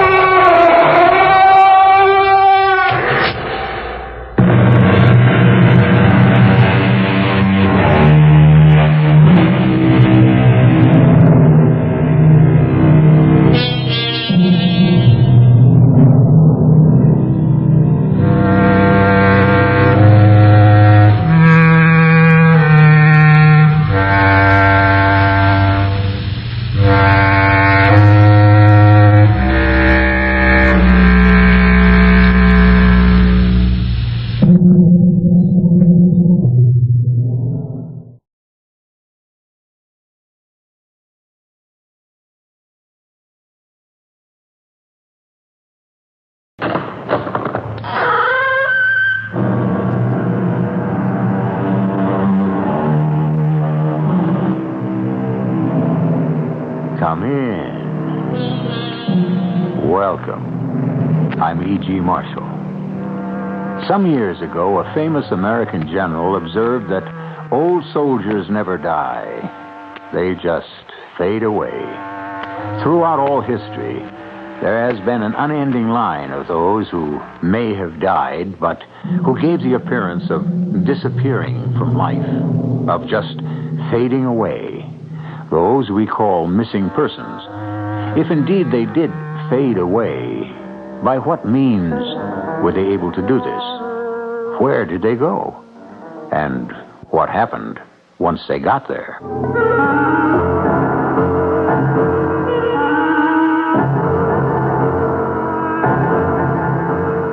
Our mystery drama, Land of the Living Dead, was written especially for the Mystery Theater by Arnold Moss and stars Don Scardino and Russell Horton.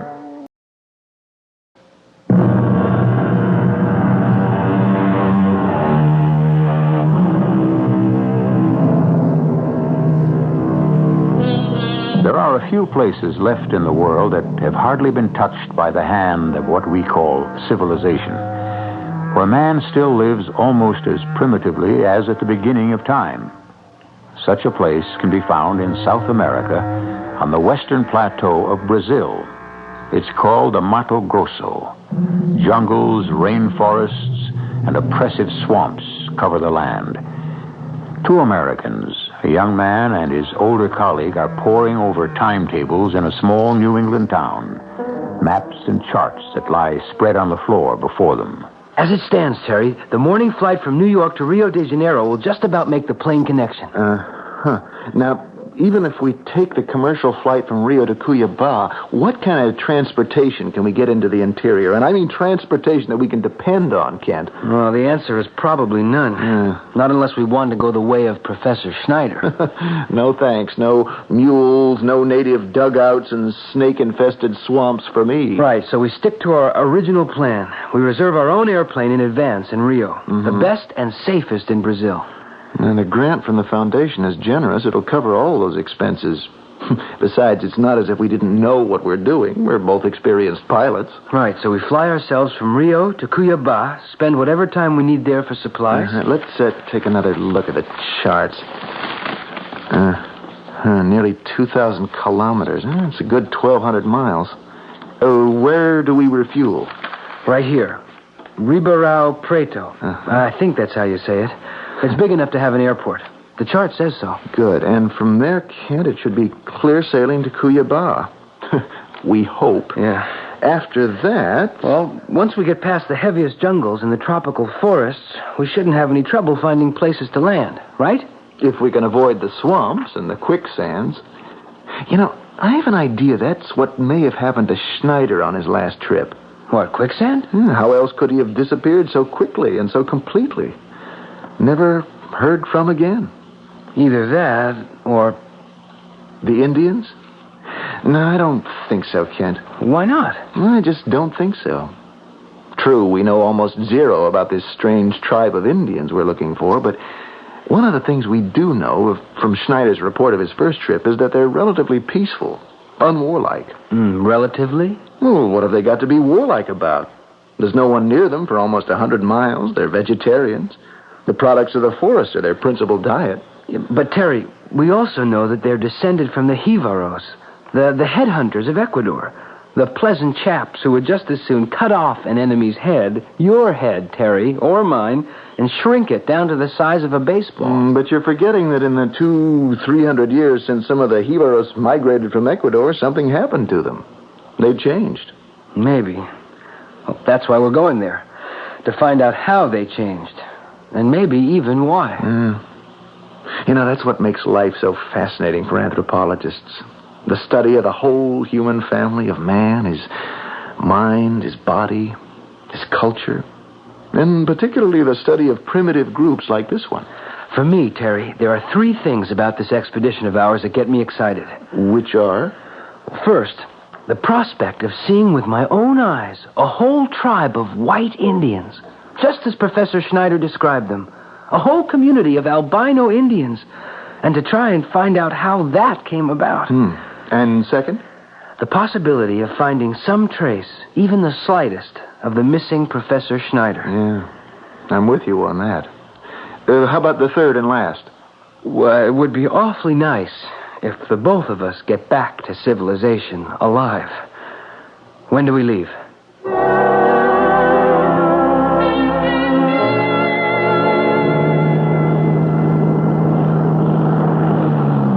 Here we are, Terry. Welcome to beautiful downtown Cuiabá. Will you take a look at that sign over the control tower? International Airport of Cuiabá. Are they kidding? They probably have a plane that flies over into Bolivia or even Paraguay. Every second Thursday. Only if there's a full moon. Who's the little fellow out there waving at us? Welcoming committee, no doubt. Probably His Honor, the mayor. No less. Let's find out. Senores, welcome to Cuiabá, the flower of all Brazil. Didn't I tell you? I present myself, senores. I am João Carvalho Figueiredo, the third assistant to the mayor of our so beautiful city. Third assistant? I guess we don't rate very high, do we? Well, thank you, senor. We certainly appreciate your meeting us. Oh, don't mention it. They have sent to us a radio message from Rio that we were to expect you. How can my city be of service to you? Well, we're headed for the interior, Senor Carvalho. We'll need a couple of days here to lay in a supply of food and equipment. Oh, of course. You will find that Cuiabá has the best of everything you might possibly need. If I may be bold, senores, may I ask where in the interior? Due north. Northwest, maybe. How far, senor? Oh, not too far. You do not wish to say. It's much easy to see by your replies what equipment you will need. Shovels, pickaxes, mining pans, dynamite. Mining pans? Dynamite? The Mato Grosso is very rich, not only for all minerals, but for diamonds, silver, even platinum. Is that so? I know what you look for, and I will help. That's very kind of yours, Senor Carvalho, but... One small word of caution. It's most unlikely you will come upon them, but if you do everything possible to avoid them. Avoid who? What? A certain rare tribe of Indians. They live in the rainforests, stark naked, like prehistoric creatures.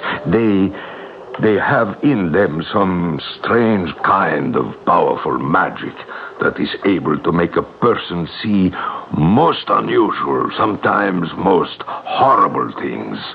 And the persons believe that what they are seeing is in truth real. Well, what do they do to work this thing? No one has ever found out. Is a magic that floats in the air wherever these Indians are. Well, we'll certainly do our best to avoid them, senor. For your own good. But how will we know them if we do come upon them? Well, these are white Indians. Everyone in the tribe, we are told, is an albino, white skin, pink eyes. I must wish that you will never meet them. That's very kind of you, senor. Don't mention it. Your airplane, of course, is in most safe hands, so if you will be so good to follow me, I will drive you to the hotel. In the morning, we start the purchases of supplies for your expedition to this land of most astonishing riches.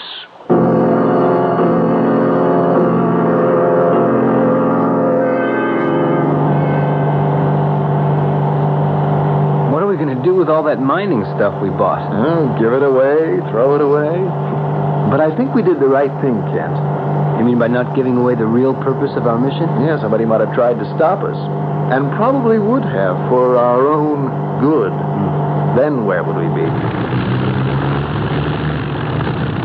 Is anything wrong, Kent? I'm not sure. I don't like the sound of that engine. Neither do I. Look at your navigation charts, Terry. Just about where are we? Well, there isn't very much on the charts to go by. Well, it can't be much further. Well, at this point, with that engine doing tricks, it might be just as well. What's wrong? What on earth is that? I don't know. We're falling, Terry. Much too fast. I'm doing my best to get her up.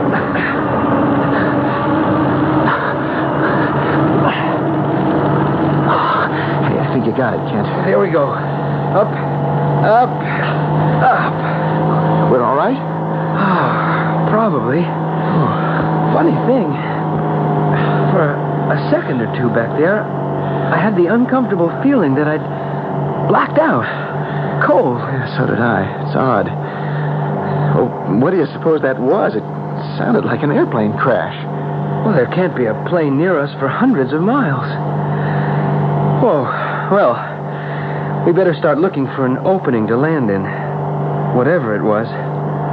Wherever we are. It's beginning to clear down there. We've left the most tangled part of the jungle behind. Oh, that's grass down there. Tall grass. Miles and miles of it. Take her down a little bit more, Kent. Here we go. You look around, too. For a good spot. Yeah, I am, Kent. I think if we... Wait a minute. We just one beautiful netted, Kent. Do you see what I see? What? Down there. Over to the left. The left? Oh, no. No, I don't believe it. It's not possible. I think I'm looking at one of the largest, most modern landing fields I've ever seen in my life. That runway is going to be 8,000 feet long, minimum. All those modern buildings and the equipment. What are they doing here in the middle of nowhere? Where the devil are we? Well, there's only one way to find out, Kent. Switch on your radio. CM 5406. We're coming in for landing. Kindly instruct.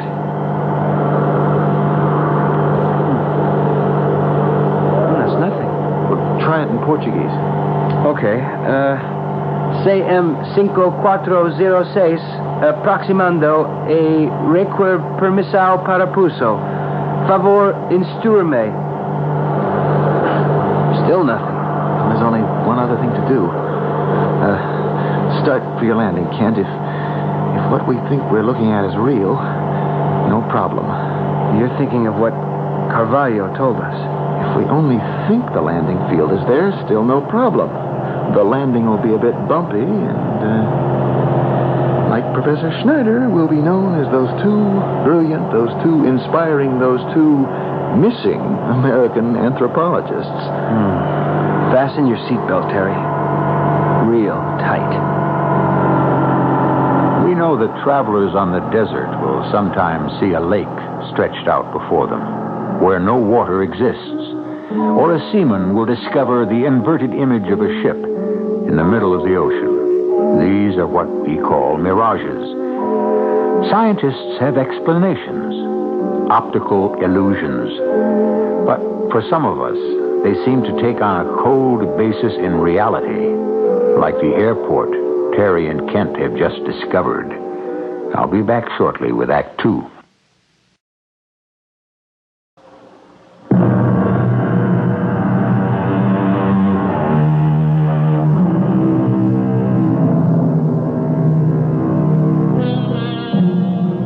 Two American scientists are searching for an isolated tribe of South American Indians, said to possess a unique power of creating a frightening atmosphere of magic and enchantment. In their small plane, flying over a virtually unexplored area of the Brazilian jungle, Kent and Terry suddenly find themselves headed toward a completely modern airport.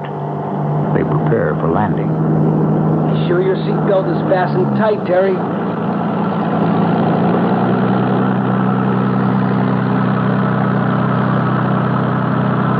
Beautiful landing, Kent. Real proud of you. I'll taxi up to that building over there on the right. Terry, you notice anything else a little peculiar about this place? Other than the fact that it's here at all? Huge modern airport in the middle of the Brazilian jungle. 1 o'clock in the afternoon and not a soul, not a single solitary soul in sight. Could it be that this is the time for their siesta? Siesta? At an airport? Can't. Even down here, there'd be somebody in the control tower, a mechanic on the field or near the runway, a baggage loader, somebody. This place is absolutely deserted. I don't get it, Terry. What do we do?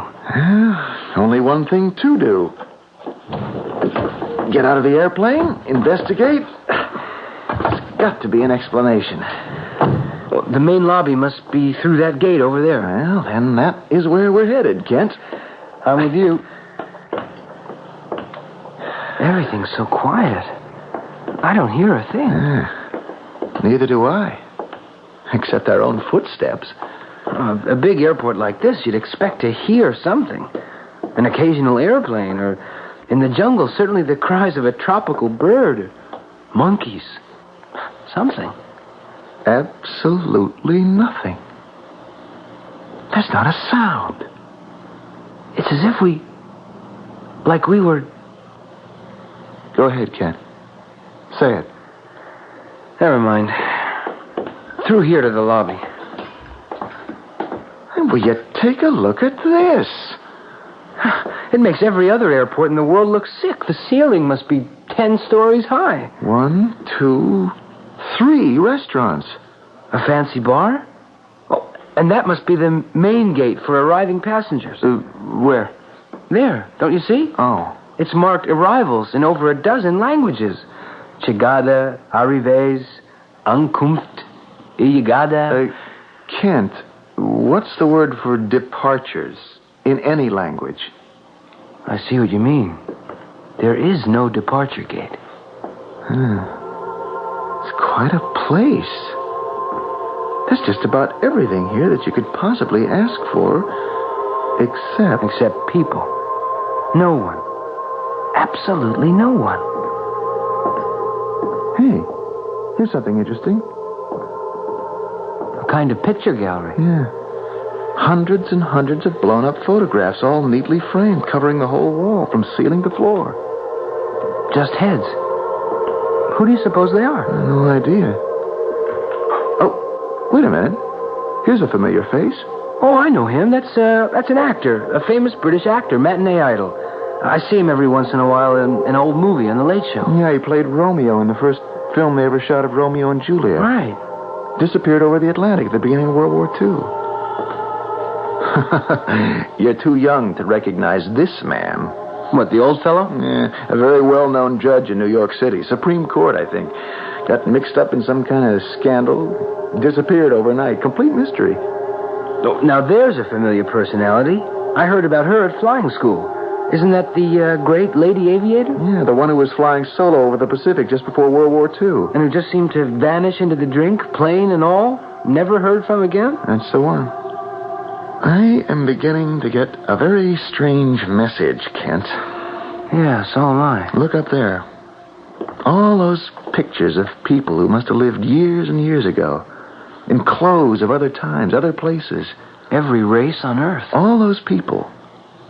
They all have one thing in common. All of them are people who disappeared off the face of the Earth. Mysteriously, without any credible explanation.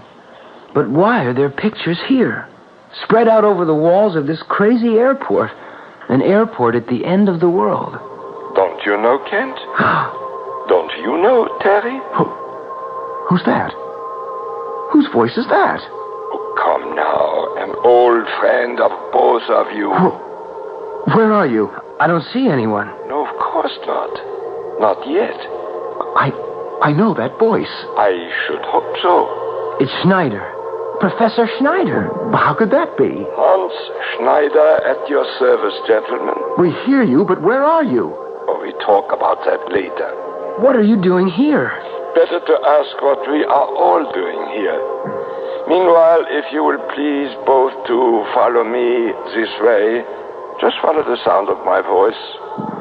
Where are you taking us? Oh, trust me, please.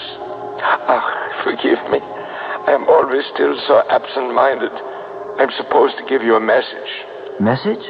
From Lilith. Who? Lilith. I am supposed to say, welcome to you both. We are delighted to have you with us. Us? Who is us? Just follow my voice. You shall soon see.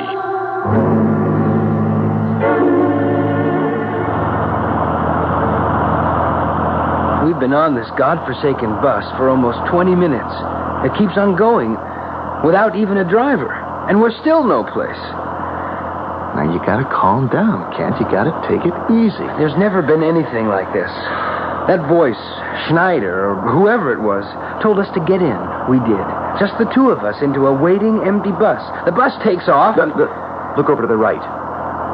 You see that? We've come to what seems to be some kind of city, a large settlement of some kind. Oh, so we have. All of it built around that tall building with the funny kind of double spire. Looks almost like a cathedral. We're slowing down. Last stop. Everybody out, I guess. I think that's what they're trying to tell us. What do you suppose that is? Well, we're about to find out. Look at that mob of people pouring out of the tall building. Hundreds and hundreds of them. Dressed in every conceivable fashion, every period of time. Like a gigantic fancy dress ball. They're all headed toward us. And none of them seems to be speaking. They're all of them absolutely silent. What do we do? And just stand where we are, see what happens. Kent, look. Right in front. Leading the rest of them. Hans Schneider. Our Hans Schneider. What's that immediately behind him? I don't know. Some sort of sedan chair. A closed-in platform carried by 4 men. What or who are they carrying? We are about to find out. Gentlemen, once again, I welcome you to our home. Home? What home? We're in Brazil, Professor Schneider, aren't we? We started out, same as you did, Professor, on a search for albino Indians. Indians of the Mato Grosso. I know. Where are we? I mean, who are these people, and why are they all so silent? Oh, you Americans always so impatient. Oh, we thought you were dead. Well, obviously, as you can see, I am not. And these people who say nothing. Well, here is one who speaks. She wishes to speak to you. They've raised the curtains on the sedan chair. Can you see who's sitting in it? Looks like an old man. A very old man. I think it's a very old lady. Oh, you're right, Terry. She looks like one of those ancient Egyptian mummies. Her skin is like wrinkled parchment. She also looks very important. Terry, her lips are moving, but I don't hear anything. Quiet, Kent, please. Kent Floyd. She knows my name. Terry Bridgewater. And mine. We are honored by your presence. Snyder, you will please leave us. Oh, yes, of course. We will do everything to make you comfortable. That's very kind of you. May we be permitted a few questions? Of course. We started out on an expedition to locate and study a rare tribe of South American Indians. And instead you discover us. What happened? Where are we? Who are all of you? So many questions, all at once. This place to which you have come is the land of the missing, the land of the living dead. What? We are those who vanished into the thinnest air from the beginning of creation. We are the missing persons of all time. And this is where you all disappeared too? Yes, all of us. Wait, in what part of the world are we? In all parts of the world. Every city, every town, every village. In the sky, on mountain tops, in flooded rivers, in the bowels of the earth, at the bottom of the sea. But how long do you all go on living? Forever. Forever? To the end of time. Perpetually. Infinitely. For all eternity? You think that is impossible.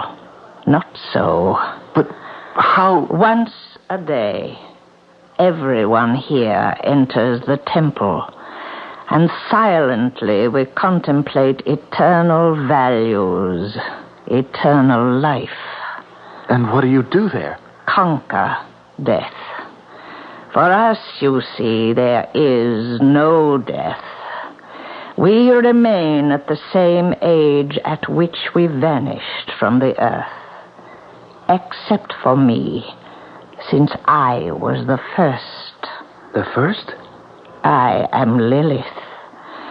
I was the first wife of Adam before there ever was an Eve. When Adam created Eve, there was no place for me. And so I somehow disappeared in a cloud of mystery. I see. Lilith, may I ask what the meaning is of that curious ornament you wear about your neck? This rough little figure of gold? Yes, it looks like a small figure 8, about half an inch long, lying on its side. It's very beautiful. Everyone here seems to have one. That is our mark, our symbol of eternity, of infinity, of the endlessness of time.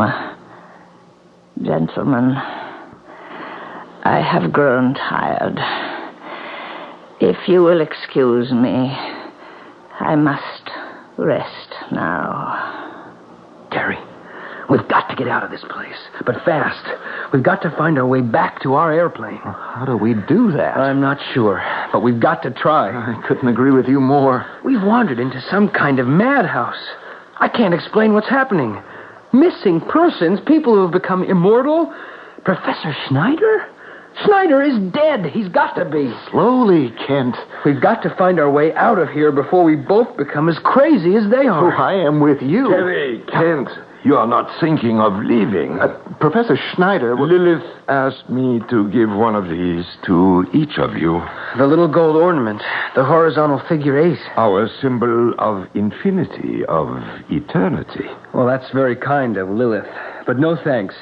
We wouldn't have any use for them. Oh, but we all wear them. Now that you both have become part of us, so must you. Over 800 years ago, a Persian poet and mathematician, Omar Khayyam, wrote, "There was the door to which I found no key. There was the veil through which I might not see." Two anthropologists, in their effort to probe into some of the most ancient secrets of mankind, have come to a door to which, at the moment, they find no key, to a drawn curtain beyond which they cannot see. I'll be back shortly with Act 3.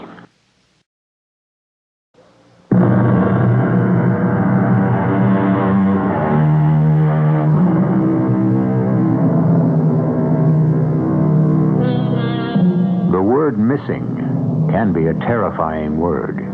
Missing in action, for example, is a sad and all too familiar phrase. Almost every large city in the world has a Bureau of Missing Persons, whose task it is to try to unravel the often bewildering mystery of a human's disappearance. Kent Floyd and Terry Bridgewater are, at the moment, doing everything possible to find their way back into a world they know. We can stop running, Kent. Please, I don't think I can go much further. We've got to keep going, Terry. But nobody's following us. Nobody's even tried to prevent us from leaving. And did you stop to think why? Why they didn't try to stop us? Well, at this point, does that matter? If only we could be sure we were headed in the right direction. I have a feeling that once we get past that clump of trees over there... Oh, yeah, Kent, you're right. There it is, the airport. Hey, I'm sitting right there, CM-5406. Our airplane. The place is just like when we landed. Not a soul in sight. Absolutely deserted. Well, let's get into that plane, and fast. And out of this place forever. Oh, isn't that one of the most beautiful things you ever seen in your life? Here we are. In you go, Terry. Right. And here we go. Well, nothing's been touched. Isn't that wonderful? Looks okay. Get her started, Kent.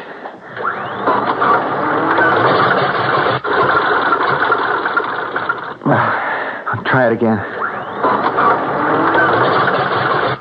All right, let me check everything. Let's see now. Well, what's wrong? Why doesn't it catch? They've done something with the engine. Oh, but what? That's what I'm trying to find out. Why doesn't this damn thing turn over? Oh, there we go.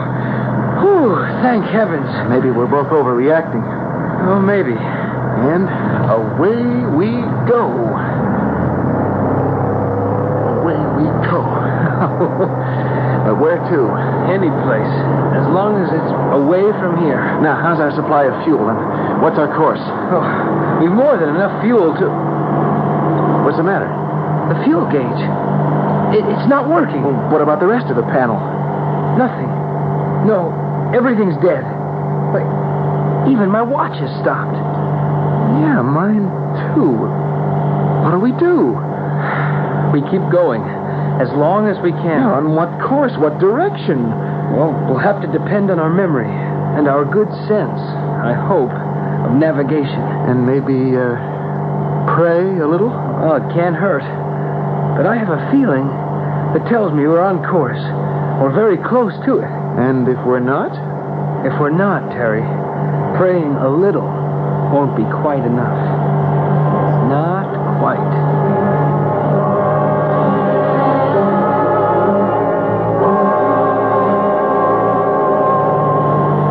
Any sign yet of anything?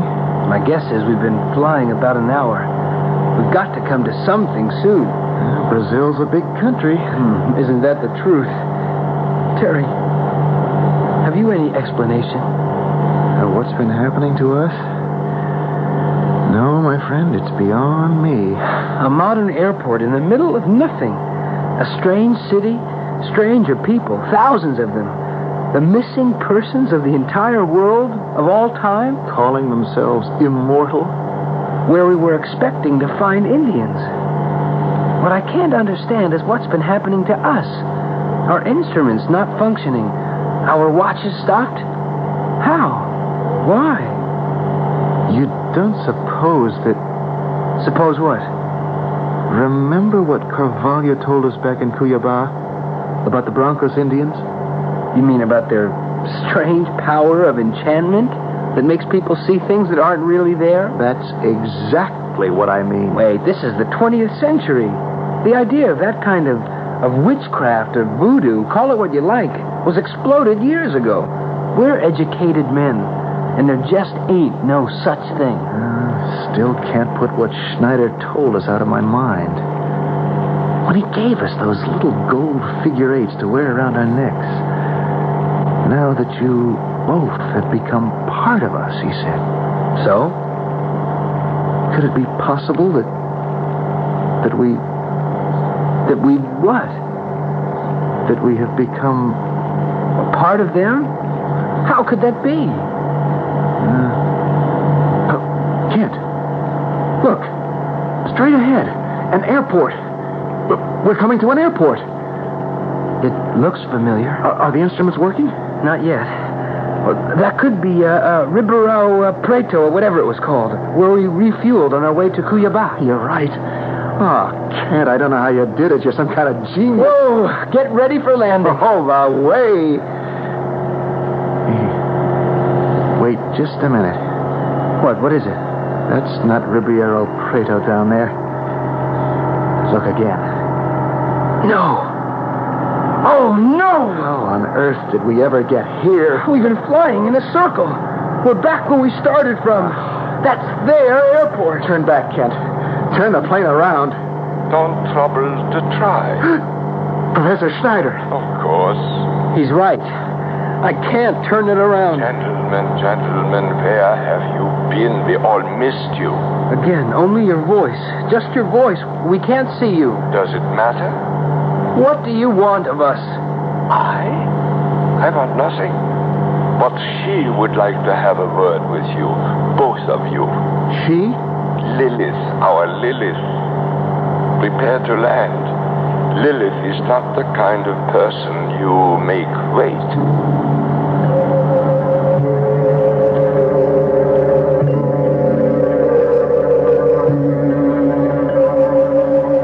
But why?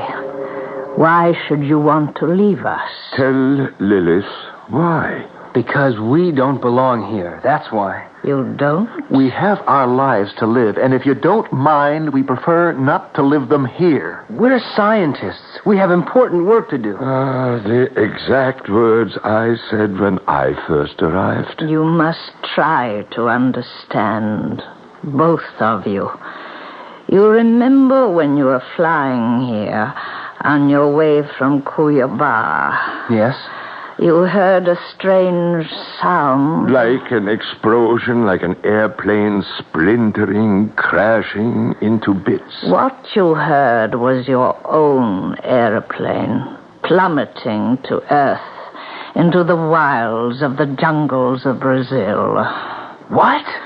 Neither it nor either of you will ever be heard from again. So relax, both of you. Don't waste your time trying to leave us. Your life is here forever. We can't accept that. You will, my friend.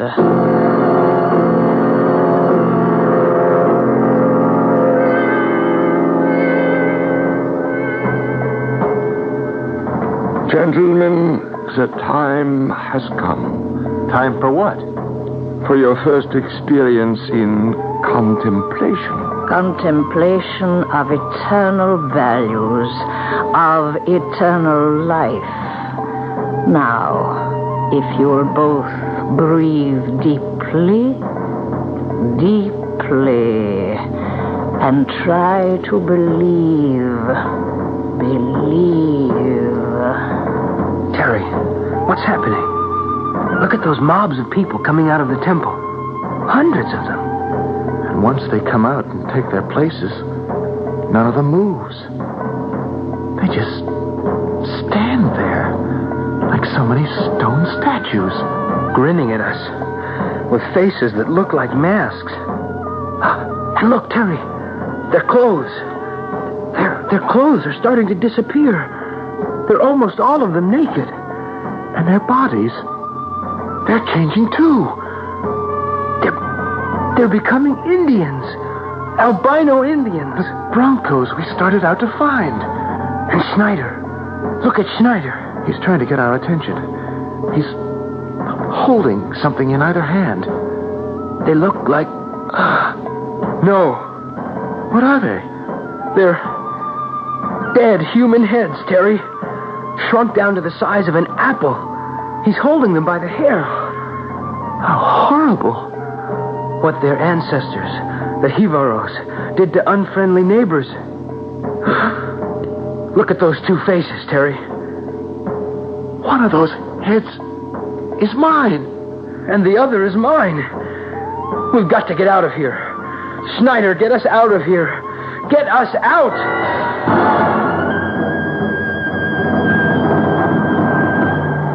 Oh, I never thought we'd make it. Why do you suppose Schneider let us escape? Maybe he felt sorry for us. Maybe he knew that our lives and our sanity depended on it. Who knows? But something did give us that extra boost of adrenaline we needed. The main thing now, Terry, is that... Terry. What? What is it? How long would you guess we've been in the air? Well, let's see. It's, 4:15. Can't. My watch is going again. So's mine. And look at the instrument panel. Yeah, everything's working. I'm going to try the radio. CM 5406 calling. Calling anyone, anywhere. Radio and instruments have not been functioning. Come in, anyone. We request our position. Over. CM 5406. CM 5406. Oh, isn't that beautiful? You are 12.6 nautical miles south-southwest of Cayo Airport. Gallo, that's the control tower in Rio de Janeiro. We're approaching Rio. Runway 4 is clear. Please use runway 4. Thank you. Roger. Terry, look. There's Sugarloaf over on our left. And Guanabara Bay. And there's the Christ of the Andes. Terry, we're back. Back in Rio. Alive. And in one piece.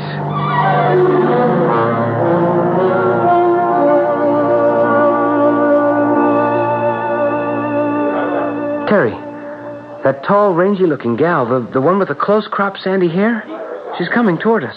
The one with the slacks and the white open-neck shirt?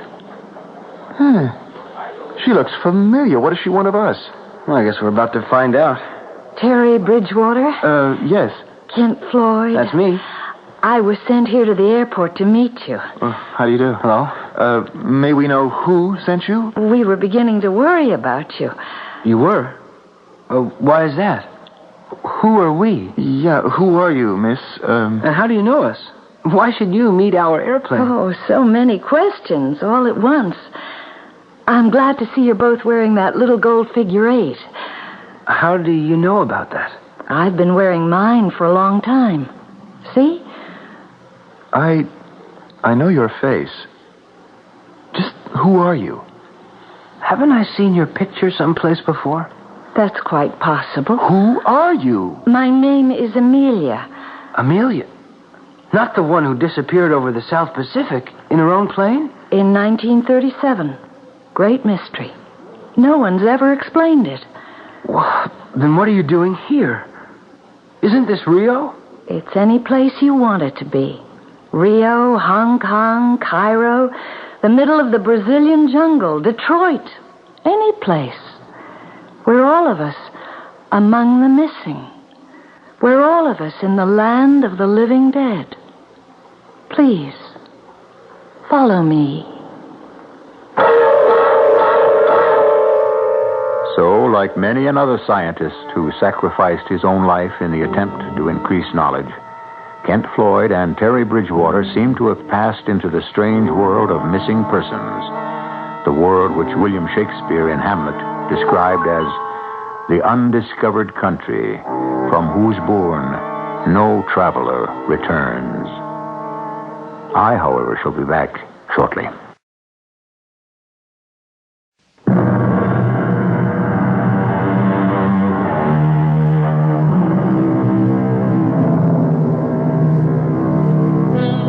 When someone mysteriously disappears from the earth with no explanation, where have they disappeared to? One thing we can be sure of. At least two people, Terry and Kent, know without question what happened to Amelia when her plane vanished over the South Pacific back in 1937. And, of course, Amelia knows what really happened to Terry and Kent as they disappeared over the jungles of Brazil. Our cast included Don Scardino, Russell Horton, Arnold Moss, and Carol Teitel. The entire production was under the direction of Hyman Brown.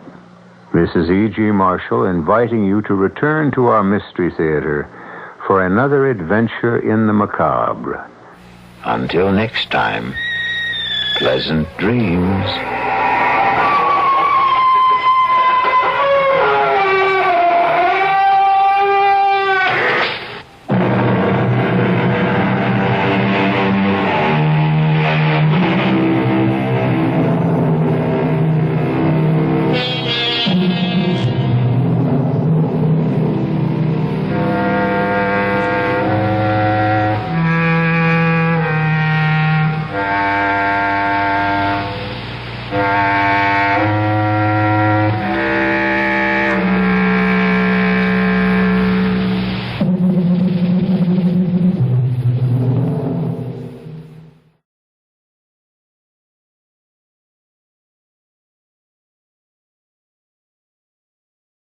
And now, Mystery Theater.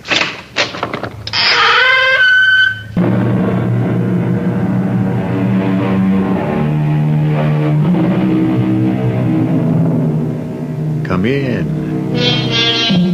Welcome. I'm E.G. Marshall.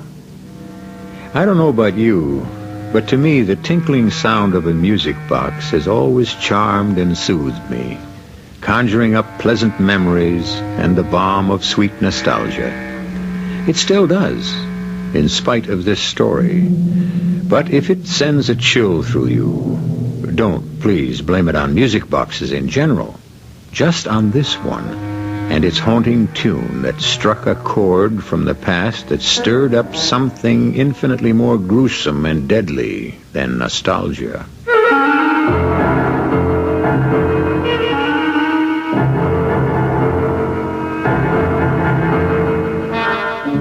Our mystery drama, The Special Undertaking, was written especially for the Mystery Theater by Ian Martin and stars Jada Rowland and Don Scardino.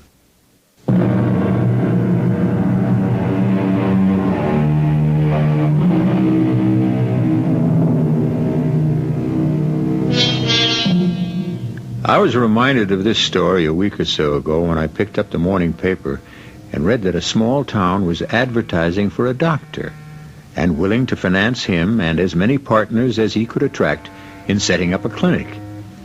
In outlying areas, medical men, general practitioners, are always in demand today. How much more so in the last century? Which is how the newly married Dr. Henry Fleming and his bride Susanna came to Huntington House some 100 years ago via the new Union Pacific Railroad, which had finally linked the East with the West. Do I have the honor of addressing Mrs. Fleming? Yes, sir. I'm Buford Hughes. Allow me to assist you. Ezra, get the lady's carpet bag. Yes, sir. I'll relieve you of that bag, ma'am. Why, thank you. That's Mr. Ezra Whitfield, Beaver City's most prominent lawyer, in more ways than one. They say success goes to a man's head. In Ezra's case, it went to his waistline. There we are, ma'am. And you'd be our new doctor, sir. Brand spanking new, sir. Just graduated out of medical school. Ah, but from Harvard. Hank, what about our baggage? Oh, don't you worry, Mrs. Fleming. Well, I'd like to check and make sure our trunks are there. Ah, ma'am, I think it's more appropriate for Ezra to help you in that area while I make your husband as welcome as I can. Why, sure, Mrs. Fleming. I can see your trunks are all off. Just go check them over. Okay, honey? This is my job. A fine young woman, sir. Eminently equipped to be a doctor's wife. Or anyone's. Susanna is one of a kind. Mm-hmm. I support your opinion. Just as soon as the missus has checked out your belongings, I have a wagon waiting to take them to your house. I also have a rig so that we can stop by the bank and sign our agreements. I think Susanna is a bit worn out. Could we perhaps get settled first and then the papers? My dear boy, I'm sorry.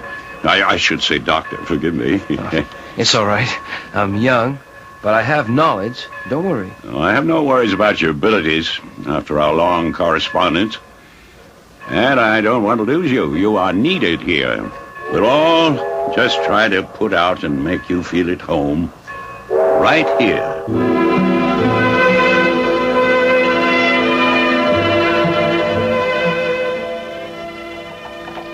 Well, now, sir, there she is. Huntington House. Oh, Hank.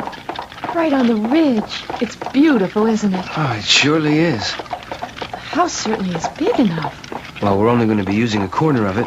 The rest is for a clinic, as we planned. I hope we can get some other doctors to fill it up. You leave that to me, ma'am. Beaver City's made me a very rich man. I want to plow some of my good luck back into it. And that's why I advertised in the East to get a doctor out here. I'll try not to make you sorry for your generosity in any way. Whoop, easy now. Right before your front door. Oh, Hank, I'm scared. It looks so big. Sure, honey. That's the point. It's the beginning of a hospital that someday the whole West is going to talk about. The whole country. Susan, not now. Later. I must talk to you. Who? What are you mumbling about, darling? Oh, nothing, Hank. I'll tell you later. Let's go have a look at our new home.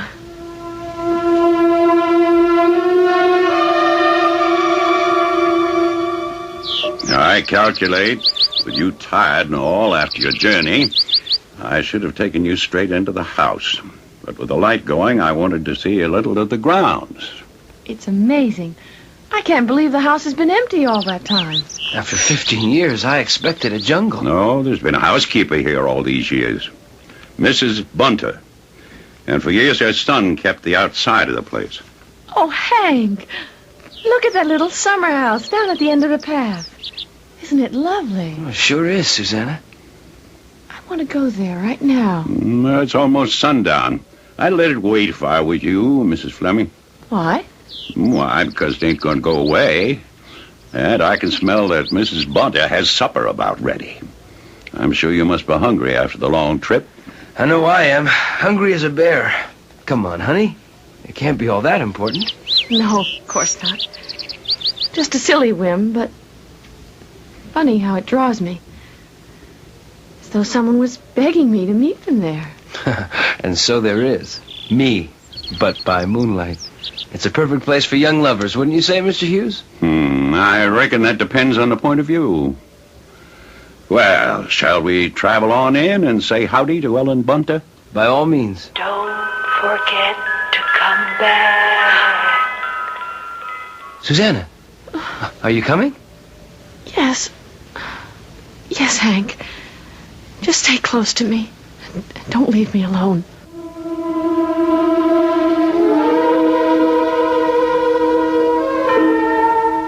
My, what pretty clothes you have, Mrs. Fleming. Boston must be quite a city. Why, yes, Mrs. Bunter. It is. It's a beautiful town. I'm surprised you ever come away from there out here to the west. If I was you, I'd pick up my skirts and get right back there. Why? Whatever do you mean? Well, there's things best not talked about. I'm just saying what I think has to be said. You sound as if you don't want us here. There's a black shadow lays over this house, Mrs. Fleming. And I don't want nobody else should lose their light under it. Special ways, no two nice young'uns like you. But please, don't say nothing to Mr. Buford about what I said. Wouldn't want to lose my job. Well, we can hardly just leave it at that.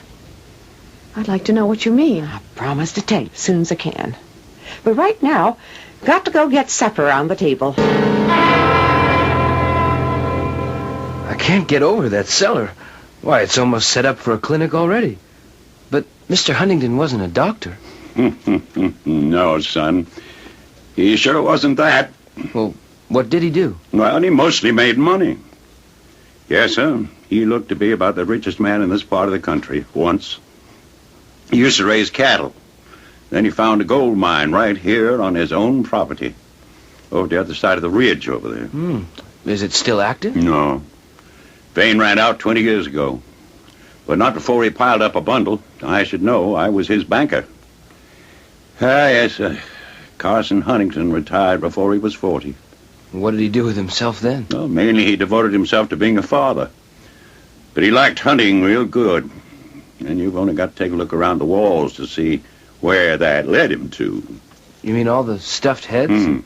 Moose, buffalo, deer that are all over the place? He liked to collect them? More than that. He stuffed them all himself. Built himself all those tile rooms downstairs and worked just like a doctor in a white coat and all. Ah, a taxidermist, eh? More than that. You know how one thing leads to another, and, here comes your lady. I must leave you to his supper. I was just going to ask you if you would join us. Mrs. Bunter tells me there's enough for you, and Mr. Whitfield, too. If you cook like that every night, Mrs. Bunter, I may just abandon my wife. Oh, thank you, sir. But I'm sure she's a mighty fine cook herself. Oh, matter of fact, you wouldn't think of it to look at her, but she is. And a housekeeper. Sure is good to see love lighting up this gloomy old place again. Just like the good old days, Buford, huh? Yes, Ezra, but let's not go digging into the past. These two young folk represent the future. They're not interested in what's been. Oh, but we are. At least I am. Oh, so am I. I'll just take the tray out to the kitchen. I'll bring the coffee in soon. Poor Ellen. No wonder she doesn't want to listen to... Ezra, you talk too much. What'd I say? Nothing much so far. But usually too much. I reckon I have to tell you a little about the house. But it's better for you to get it from me than from some old windbag like Ezra. Tarnation, Buford, that's no way to talk. I tell you what it is, Mrs. Fleming. A house stays empty like this one did for over 15 years. And people start to build legends, even a dried-up old lawyer like Ezra here. Now, I'm a banker, businessman. I'll give you the plain facts. We'd appreciate that, sir. I'd like to hear the legends. Well, let's start with the facts. It's about 60 years back that Carson married Sarah. 62, almost to the day. Well, you're old enough to remember exactly. It was before my time. I'd just opened my office, and Carson Huntington was one of my first clients. His folks had left him quite a spread, and he sold off enough cattle to build this big mansion for Sarah. Oh, she was a beauty, all right, and well fixed herself. That was some wedding. No, we don't have to go into every detail. I only mention it because they were so happy, those two. Just like these young'uns. And how could they have known the tragedy that was to be the most part of their lives? Tragedy? I suppose 20 years longing for a child and never being able to produce one isn't tragedy enough. I suppose when Rachel did come to him, her being born premature and blind and mute wasn't tragedy. I suppose Rachel's death... That's enough, Ezra. No, please. We'd like to know. No, what Ezra says was true. Sarah did have a baby, too late in life. A little wisp of a girl who was blind and mute. They doted on her, devoted 16 years of their lives to bringing her up, pampered and coddled her like she was made of china. They were recluses here and saw few people. When Rachel was 16, she fell in love. With Ellen Bunter's son, Elisha, lost at Chickamauga in the war between the states, rest his soul. Lord rot it, you mean? He was in his 20s, and he just took advantage of the poor little thing. And naturally, it was an unsuitable match from any point of view. So the boy was fired by Carson and ran off to join the army. Rachel took it real hard, thinking he'd run off on her because of her deficiencies, and went into a decline and died from a kind of colic. Broken heart, more likely. If any hearts were broken, it was Sarah and Carlson's. And after the burial, they holed themselves away here at Huntington House. And no one saw hide nor hair of them for a year. And then one day, suddenly, unexpectedly, they both died. Like a bolt from the blue. He means that quite literally. They were on their way to church on the anniversary of Rachel's death and pulled under a tree to escape a sudden thunderstorm. And the tree was struck by lightning, and both of them were killed. How awful. Yes. There were no relatives. And the will specified that the house was to be kept and maintained in perpetuum. Yes. Now, I think Ezra and I should mosey along and let you settle in.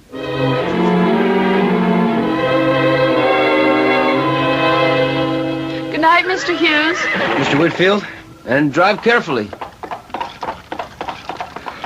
Ooh, come on. Bedtime. Oh, look at the moon. Isn't it lovely? Not when I'm so tired I can't even open my eyes to see it. You're not that tired. Maybe you had too much wine. Let's walk down to that little summer house. Oh, come on. Have a heart, honey. Susanna, come to me, come to me, come to me, come to me, come to me. What do you expect to find there? I don't know. Well, you're not going to find out tonight. Come on. I'm taking you up to bed. Yes, darling. Oh, take me to bed and warm me and hold me. And never, never let me go.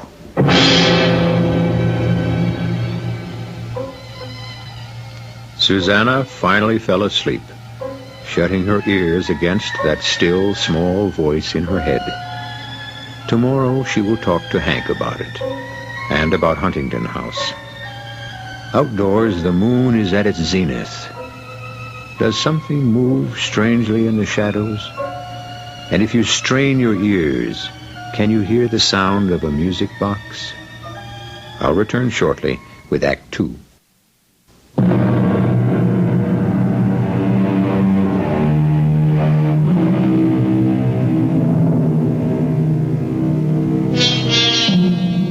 It's just before dawn, with the moon sloping down the sky, the last of the full moon. In the strange new bed in Huntington House, Dr. Henry Fleming lies sleeping gently. Beside him, Susanna stirs with little whimpers as that importunate voice penetrates her sleep. The moon is fading as I am, but I will be back. Susanna, forget me not. Who is it? What do you want? What'd you say, honey? Oh, nothing, Hank. It's just a dream. It's just... Oh, I don't like it here. What do you mean, sweetie? There's something wrong. It isn't a happy house, the way you and I want. What, you mean you want to leave? You know we can't do that. You've tied up your whole future here. I've tied up my whole future with you. That comes first. But why? What is it don't you like here? All the sad history which is buried in the past, as Mr. Hughes said? It isn't buried in the past. No matter what he says. What does that mean? Since the first moment I got here last night, there's a voice. Voice? A young girl's voice. That calls to me, speaks to me. Just to you alone? I guess, if you haven't heard it. Well, so that's why you've been so funny a couple of times. Well, what does this voice say? Nothing, really. Just calling me to help and to come to her. Susie. Oh, I always mistrust your motives when you call me that. Well, don't this time. I just wanted to say we were both dead tired after a 10-day journey across the country. Nothing about last night was wholly real. Our life in the West starts as of this morning. Now, let's give it a day or two so we can really judge it. Then if it's wrong or your voices still speak to you, I promise we'll face up to it. You don't believe me. And perhaps you're right. This morning it was so faint, I could scarcely hear it. All right, Hank, darling.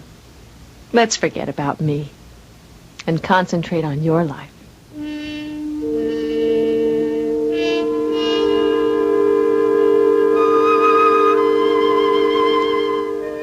Oh, Ellen. I mean, Mrs. Bunder. An apron full of fresh eggs. Every morning, ma'am, if you want 'em. We have a power of layers. Can I help fix breakfast? Oh, a lady like you has no place in the kitchen. I want to be here. And do I have to call you Mrs. Bunder? Couldn't it be just Ellen and Susanna or Susan or whatever you want to call me? You're a sweet child. And it's good to see a bright, fresh face here. But Is it wise for us to be that close? Well, I don't care if it's wise. I need a friend. And someone to answer some of my questions. All right, little one. You have a friend. I'm so glad. Yesterday, I thought you would have done anything to get me out of here. I should be ashamed, I suppose. This house has been my life, but for all the tragedy, it has treated me well enough. Then why do you resent my coming here? It isn't you, dear heart.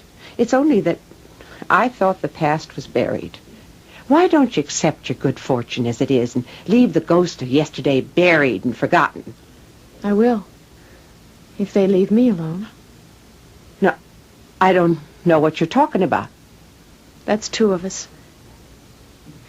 Yesterday, when there was time, you said you would explain about the black shadows that lie over this house. It isn't the time yet. Certain people would be judged wrong. Rachel Huntington, for example? What do you know of her?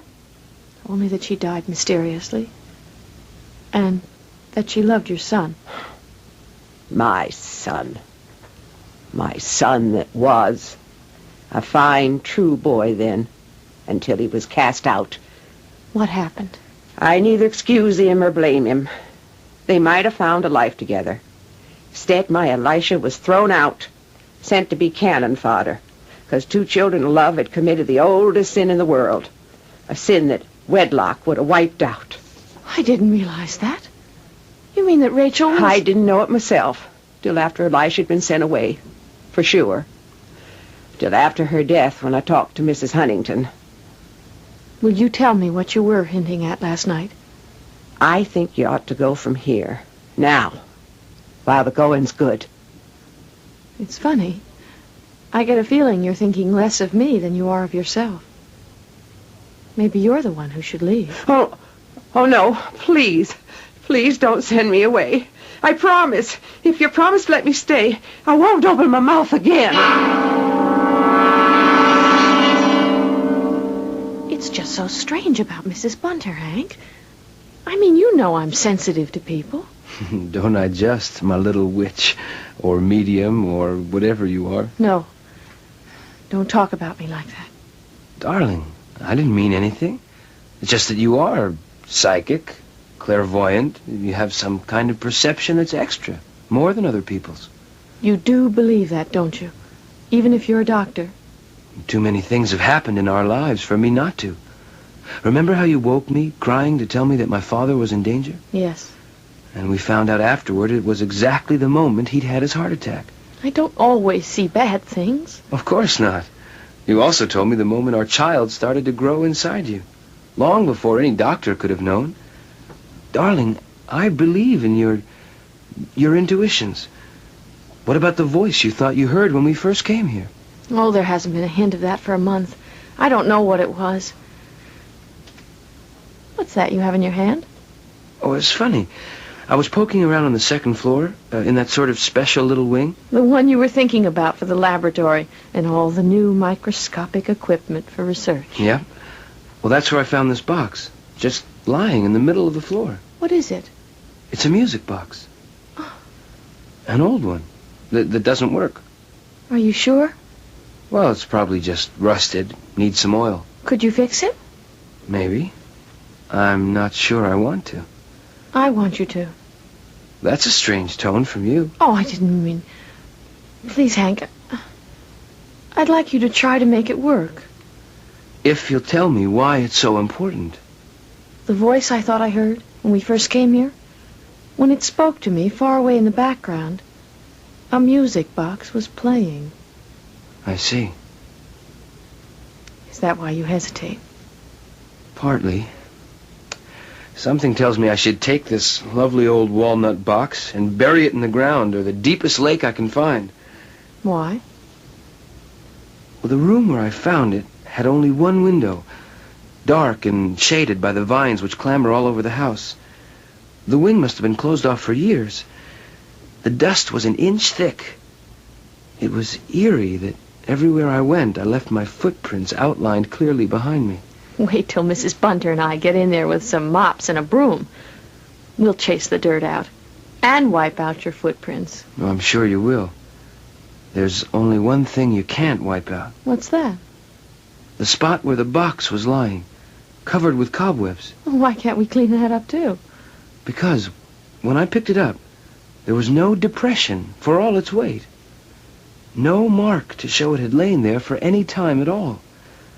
Except for the fact that it lay in the center of the room, with no footprints in the dust coming or going. It could have been placed there yesterday, or this morning, before I entered the room.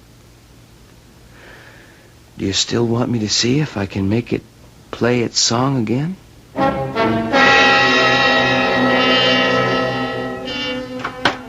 Hank? Who else?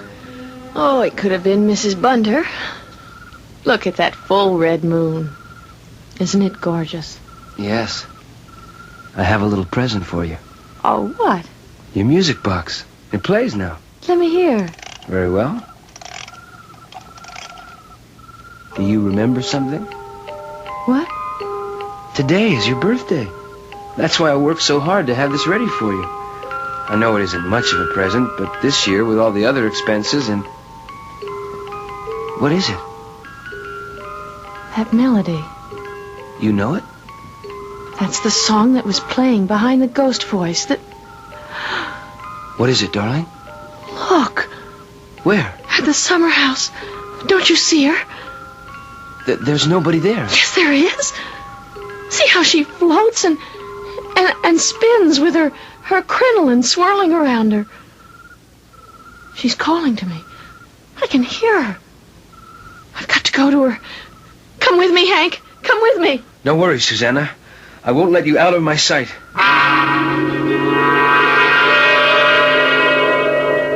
You see? There's no one here. But there was. There still is. Only... What happened to the music box? It ran down. Wind it up. No. I should never have fixed it so that it would play. It doesn't matter. She would have reached me anyway. Wait. Find me. Come to me, Susanna. It's Rachel. How? The music box. The music box. Was she just talking to you? The ghost? Yes. It was Rachel. But she's been... How could she talk to you? She was a mute. I don't know. I don't think she wants to hurt me. She wants me to help. Help her to do what? How? I don't know. I'm not even sure it's a ghost that's trying to reach me. That's what scares me more than anything. Susie, you can't be serious. What are you trying to say? There's something terribly wrong about it all, darling. And somehow Mrs. Bunter is mixed up in it. I know she is. In what way? You know I like to keep charge of household accounts and things. The supplies, the towels and linens, everything that goes with a house. Too many things are missing. In too obvious a pattern. Hank, there's someone living in this house we don't know about. And you think... What can I think? You mean that Rachel never died? That somehow she's still alive? I think she's not in her grave. And that she is calling me for help to get her out of some captivity that has chained her for 15 years. Somehow, I've got to find a way to help her.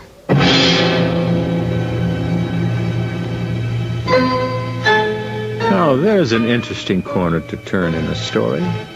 To find that a ghost, a well-established ghost, may not be one after all. Something we all must find out when I return with Act 3.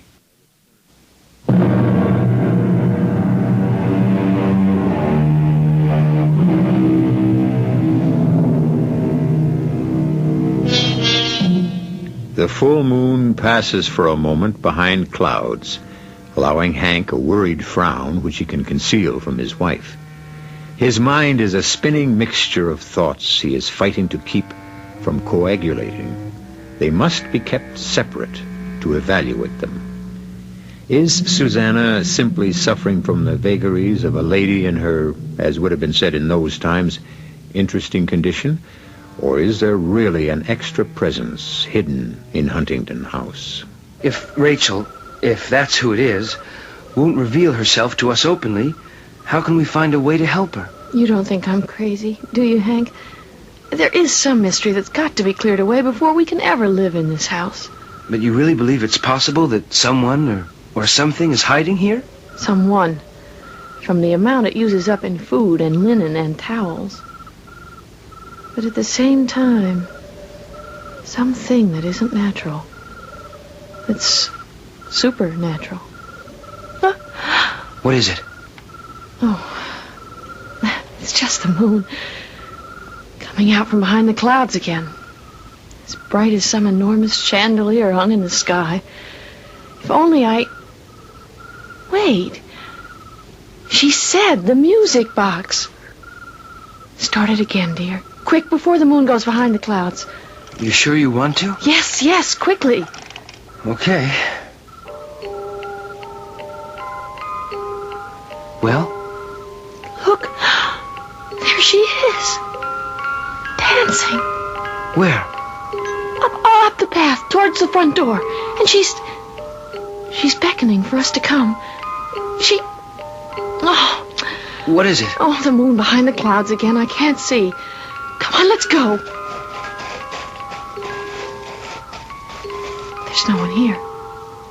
The front door's opening. What happened to the music box? It stopped.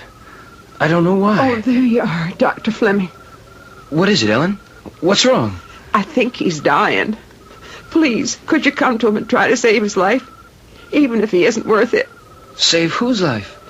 My son. I'll show you where he is. He's hiding out in the barn. Hold the lantern higher, Mrs. Bunter. That's it. Hurt there? Some. How about here? Oh, that hurts pretty good. He's burning up with fever. We've got to get him up to the house, see if we can't bring it down. Oh, no, sir. You bring me up to the house and you're just signing my death warrant. What's he talking about? There's a wanted poster out for him. Murder and highway robbery. He killed a United States Marshal making his getaway up Cheyenne Way. If I can't get him where I can treat him properly, it won't be the government signs your son's death warrant. This is your son, Ellen?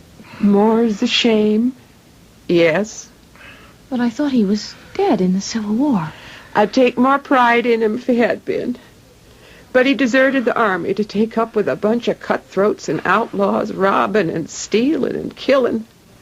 Till he got wounded and came crawling home to me to beg me to save his life. What could I do? He was my only child. I didn't know how to turn my back on him. I should never put you on the spot, Ma. I don't deserve nothing better than I got. A bullet in the gut. I should have let it take me at its own good time.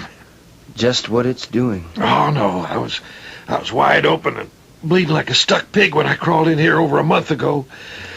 Ma nursed me back to health, and the wound closed up.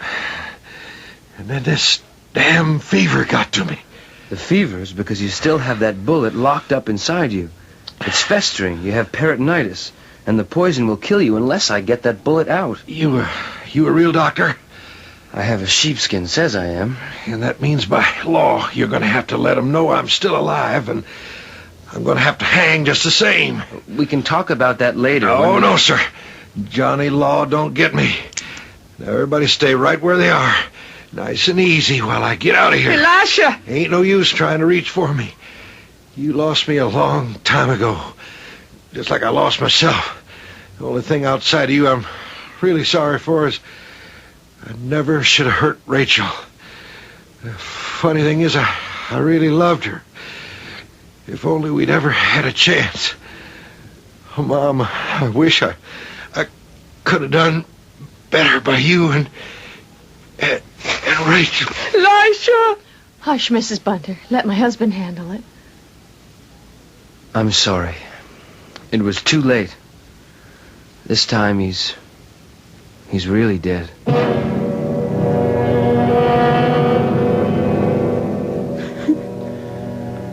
There's nothing much I can do, Mrs. Bunter. I'll have to ride in and tell the authorities. There was no real excuse for all the things he'd done the past few years. If he'd ever had the chance, he might have amounted to something. You should have seen him with Rachel. Oh, don't torture yourself with memories. Well, I can with the good ones. In spite of the misfortunes birth brought her, she was so bright and full of the joy of life. You should have seen her dance. Dance? She was blind, wasn't she? Oh, that seemed to make no difference. She could hear, sharp as a bat. I always said what a pity it was they never got her a pianoforte for her to learn to play by herself. But they never did. Just music boxes? Oh, yes. Like this? Oh, yes. That looks like one of them. That box does seem familiar. Ellen, are you sure Rachel Huntington is dead? Well, I'm sure she is. I know it. To keep her from running after my Elijah. They poisoned her. What? Did you actually see her dead? They'd sent me away. And then she died so sudden. And I came to the funeral and I stood in the back so it wouldn't be seen. And I saw the coffin lowered into the ground and the dirt covering it. And the minister commending her to heaven. Is that what you mean, Miss Susan? I don't know what I mean. And this isn't any time to talk about it. First of all, let's go get the minister and see your son decently buried. You sure you don't want to come with me? No, darling, I really think I ought to stay with poor Ellen. You're not afraid of anything? Why should I be? Well, you were the one who sensed another presence in the house. But that's all over. Now we know it was Ellen's son. Only that's not what you were hearing. You were hearing a woman's voice calling to you. To help the man she loved, who just died, and who must be with her now. There's nothing to be afraid of anymore. I don't know. I'm not sure I should leave you alone. Oh, don't be silly. You'll be back in an hour or so. And even if poor little Rachel wanted to haunt me, she couldn't mean me any harm. Well, it's a dark night. And even if she wanted to, she only seems to come when the moon is bright. Promise me you'll go straight to bed, lock the door, and wait for me. I will. Hurry, darling. Like the wind. You go straight upstairs. Bye, Susanna. Bye, Hank. Aren't you going up to bed, Ellen? Yes, I suppose so. I don't know what for. I won't sleep. You must. Come on. We'll have a hot toddy in the kitchen and then go up together.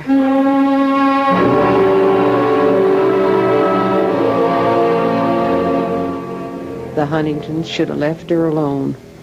She'd been better off with him the way things happened. Lord knows, he'd have been better off with her. They loved her and wanted to protect her. Would have been the same if she'd been normal. They waited too long to have a child. When at last she came to them, they smothered her. The only freedom she ever had was her dancing and her music boxes. Like this one. Where'd you find that? I didn't. Hank did. In the little room on the top floor of the wing. Rachel's old room. But that part of the house has been shut up ever since I came back. That was part of what it said in the will. Why did you turn that on? I didn't. It just started by itself. I know that tune. I thought you said you couldn't tell one tune from another. I can that one. It was her favorite. Turn it off. That's better. I don't want to be reminded of my poor little Rachel tonight. What is it, Miss Susan? Shh. She's calling me again. Come, Susan. Come. Now you must. I want to lie with my lover at last. Please, Bring me peace. Bring me peace. Bring me peace. Bring me peace. Where are you going? Where the music box is leading me. This time I cannot fail her.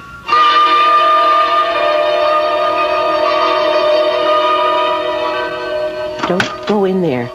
That's Miss Rachel's old room. This is where she bids me come. Hold your candle higher. It's empty now. Nothing left but dust. But it's less than half the room. There's a wall built there. Where? In front of us. The two great windows beyond that. They look down on the garden, but this wall, I don't know where it came from, or when it was built. Or why. There's no door in it. It's papered all the way across. My candle blew out. Oh, my lantern's still lit. And look, there, where the wind tore the paper off the wall, there's a door. Don't go in there, Miss Susan. I have to. This is what she's been calling me to do. Oh, my God. What is it? Look. On the bed. It's Miss Rachel's room. Just as it was. And that's her. Just as she was. Oh, the good Lord protect us. How could she still be alive after 15 years? I knew you'd come. I knew. Take me to the grave so I can sleep at last.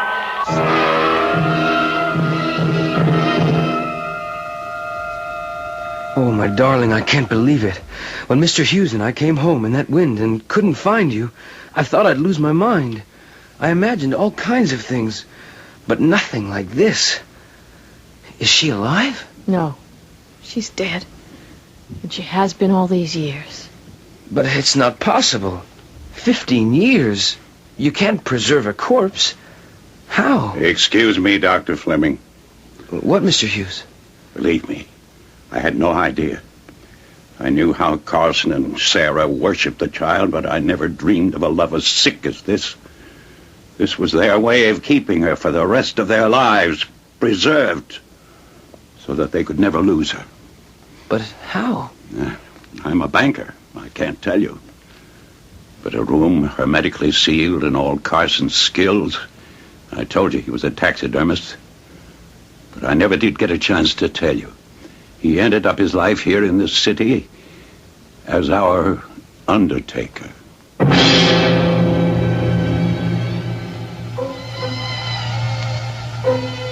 A grisly ending to a weird story, and yet a happy one.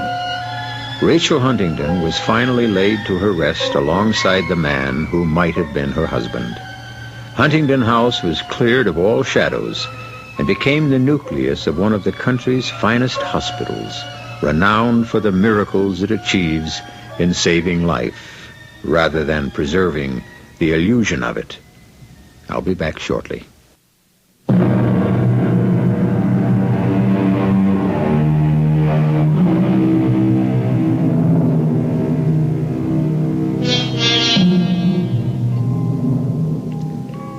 Such an alluring, gentle, lovely sound. The tinkle of a music box. And yet, hearing one, I tend to shudder.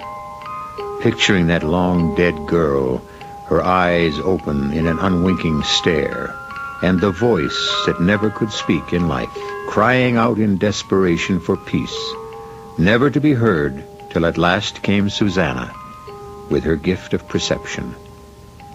Our cast included Don Scardino, Jada Rowland, Stats Cotsworth, Ann Petoniak, and Robert Maxwell.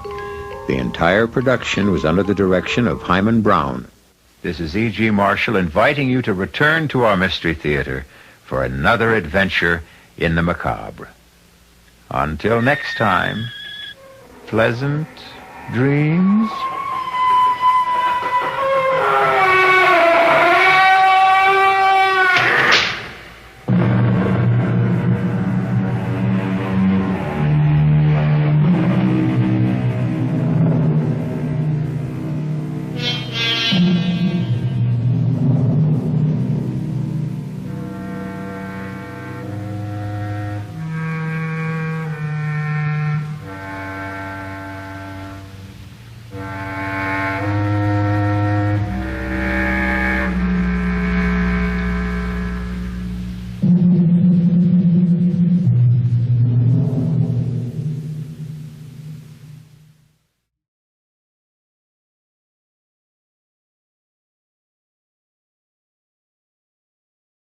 The CBS Radio Mystery Theater presents...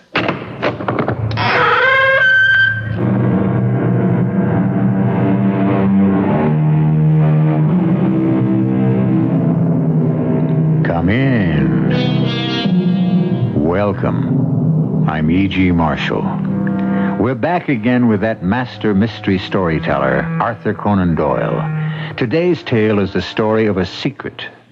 Who of us does not have some skeleton in his closet, unwanted, unwished for?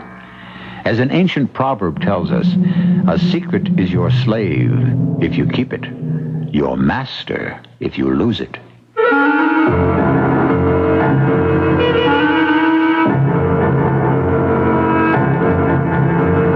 Our mystery drama, The Black Door, is adapted from a story by A. Conan Doyle, especially for the Mystery Theater by G. Frederick Lewis, and stars Kevin McCarthy.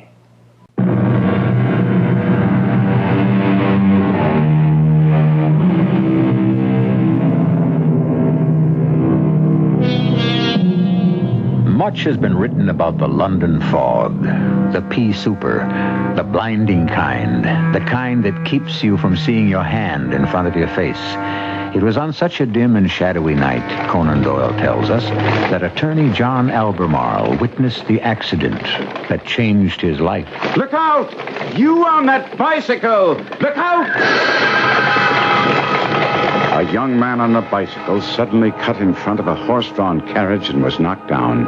But before you could say Jack Robinson, the driver had lashed at his horse, and the four-wheeler disappeared into the fog. My leg. My leg. Any harm done, young man? It's my ankle. It's only a twist, I think, but it's quite painful. Just give me a hand, will you? Of course, of course. Up we go. I hope it's not broken. I can't put any weight on it. Where do you live?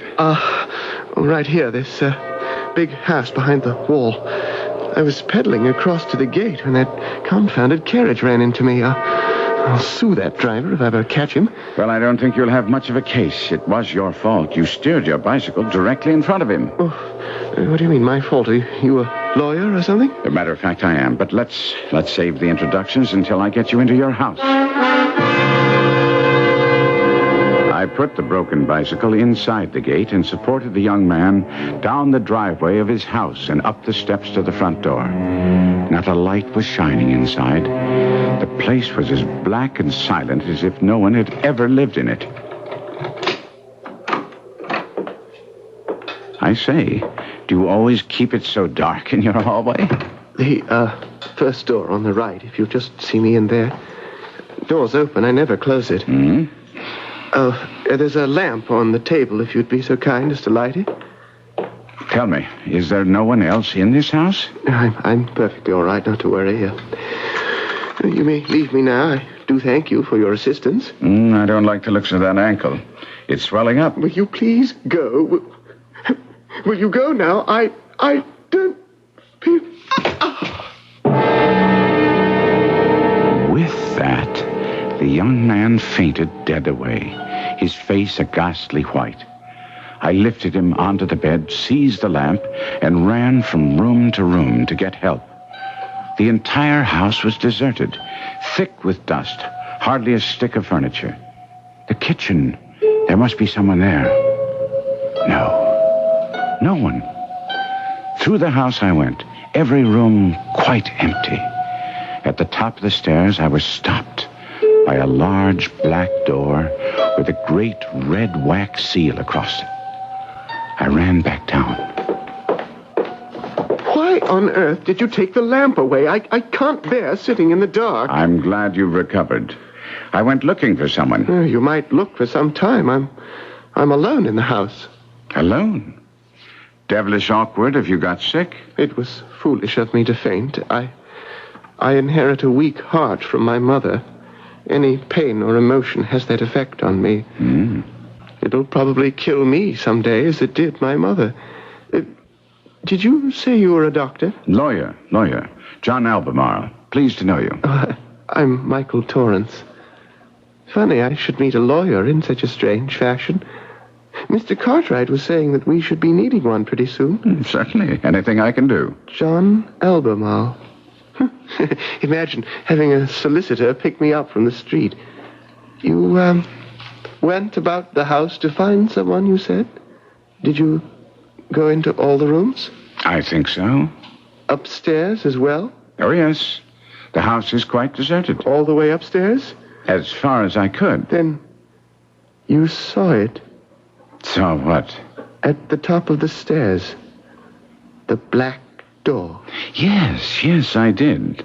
I didn't try to open it because of the wax seal across the keyhole. Weren't you curious to know what was in that room? I was, rather. The seal, the door, yes, it did strike me as being a bit unusual. Tell me, Mr. Albemarle, do you think you could go on alone, living in this house year after year, longing all the time to know what is on the other side of a certain door, and yet not daring to look? Mr. Torrance, do you mean to say that you don't know yourself what's behind that black door? No more than you do. But then why don't you open it? I am forbidden to. I see. Well, I say, if you don't mind, I think I should be on my way. Oh, are you in a hurry? No, not particularly. Just on my way home, but I live down the embankment a ways, and it does take time going through the fog. I should be very glad if you would stay with me for a bit. The fact is, Mr. Albemarle, I live a very retired and secluded life here. Can you stay just a little? Well, I'm presuming upon our short acquaintance, I know, but, how can I say it? I'm beginning to realize something is happening to me, and running deliberately into that carriage tonight, I saw it coming. What was I trying to do?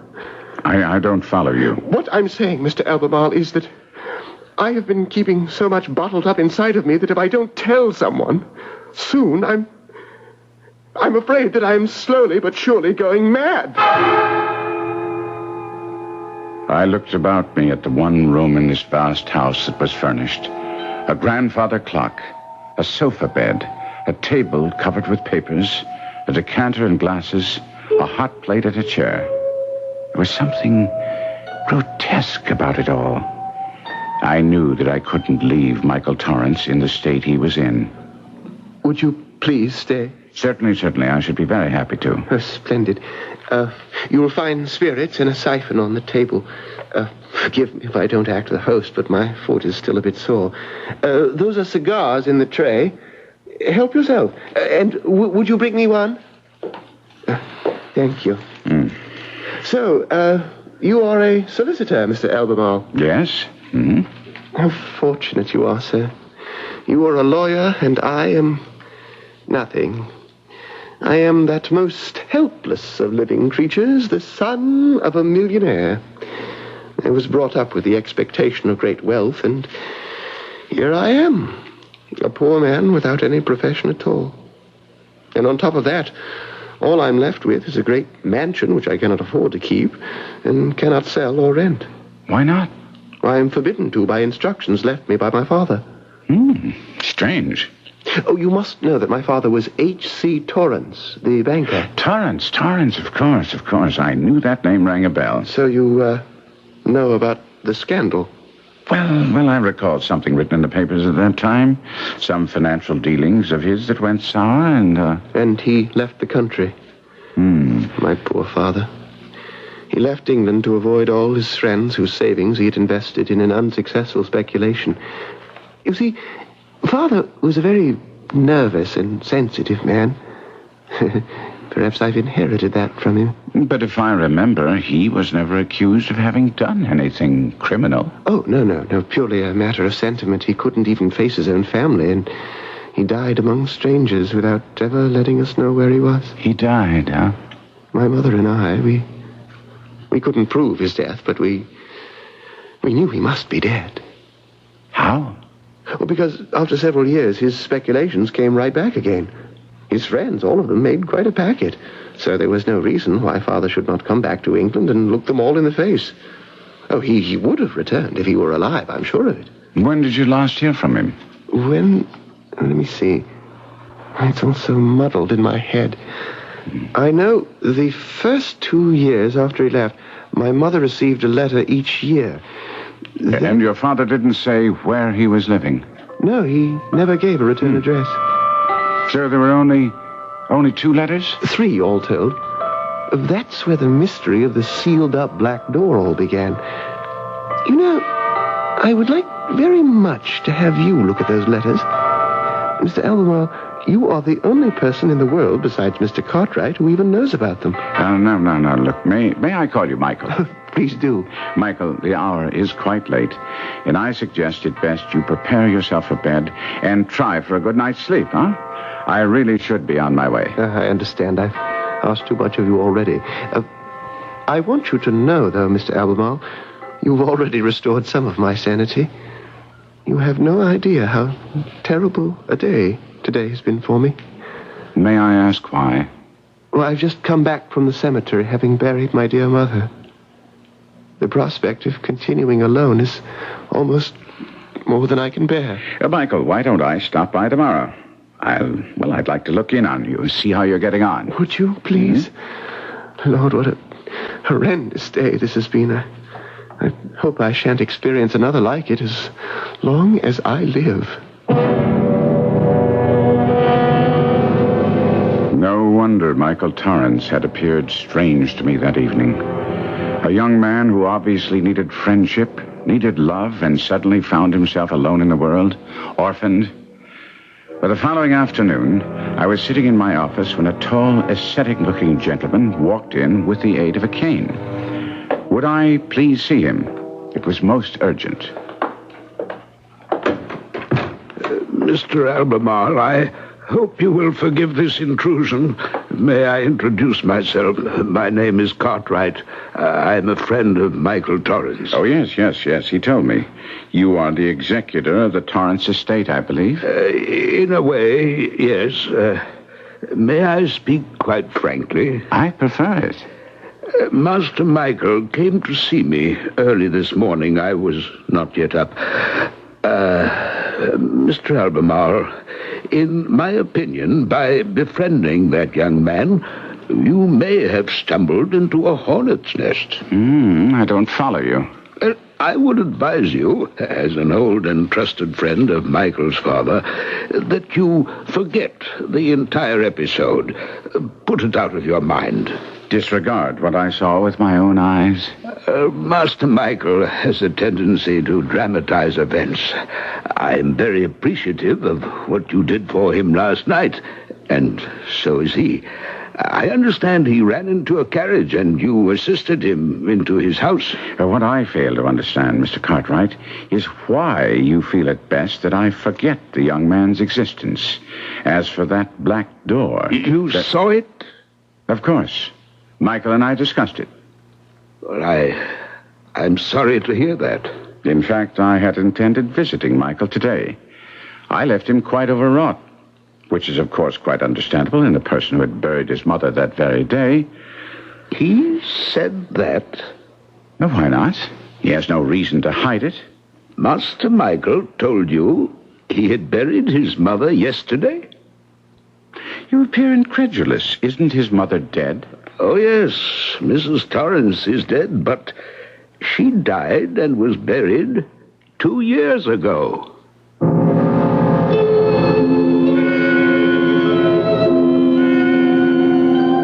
Somewhere, Michael Torrance has mislaid 2 years. It has been said that great emotional stress expands and contracts time. Many tragedies suffered in one's past are often as fresh as though they happened yesterday. Conversely, what happened yesterday could already be forgotten. And as for the mysterious black door, now a third person shares the secret. Mr. Cartwright, the man with a walking stick. More will unfold when we return shortly with Act 2.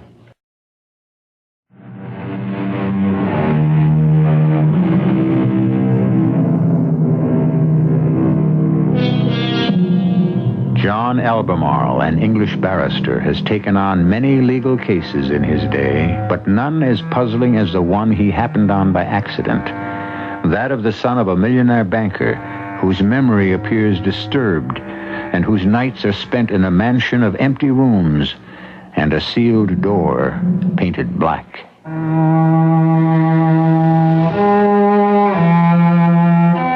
I made no promises to Mr. Cartwright not to see young Torrance again. He gave me his card, and as soon as he had gone, I hailed a cab, giving the driver Michael's address. I rang for a long time. Finally, he came to the door. The glassy look in his eyes had disappeared. He seemed genuinely pleased to see me, and as we sat over whiskey in his one room, I told him of Cartwright's visit. Oh, that is strange. He asked me who you were. Naturally, I told him. I gave him your address, but I never dreamed he'd go see you. I wonder why. Michael, just who is he? Cartwright? Oh, he was my father's confidential clerk. More of an assistant, really. And he continued to be both friend and advisor to my mother and then myself. I don't know what I should have done without him. I hope, Michael, that he is as good a friend as you say.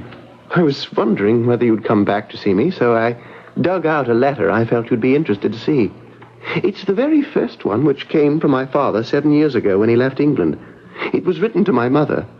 I haven't looked at it in years, but I can still almost remember it word for word.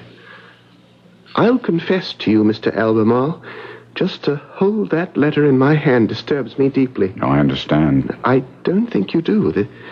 The paper, the ink, the very shape of the words in his handwriting, they spring out at me. I can almost hear his voice as I read it. Let me, then. No. I must rid myself of this constant feeling that my father is watching my every move. It's an obsession, I know. I must face up to it. Now, this is what he says. My ever dearest wife, since the doctors have told me quite privately how weak your heart is and how harmful any shock might be, I can no longer refrain from telling you that things have been going badly with me. This will cause me to leave you for a little time, but it is with the absolute assurance that we shall see each other very soon. Don't let our parting impair your health, for that is what I want above all things to avoid. I can't go on, Mr. Albemarle. Do forgive me. I cannot bring myself to read any more. May I look at the letter? Thank you.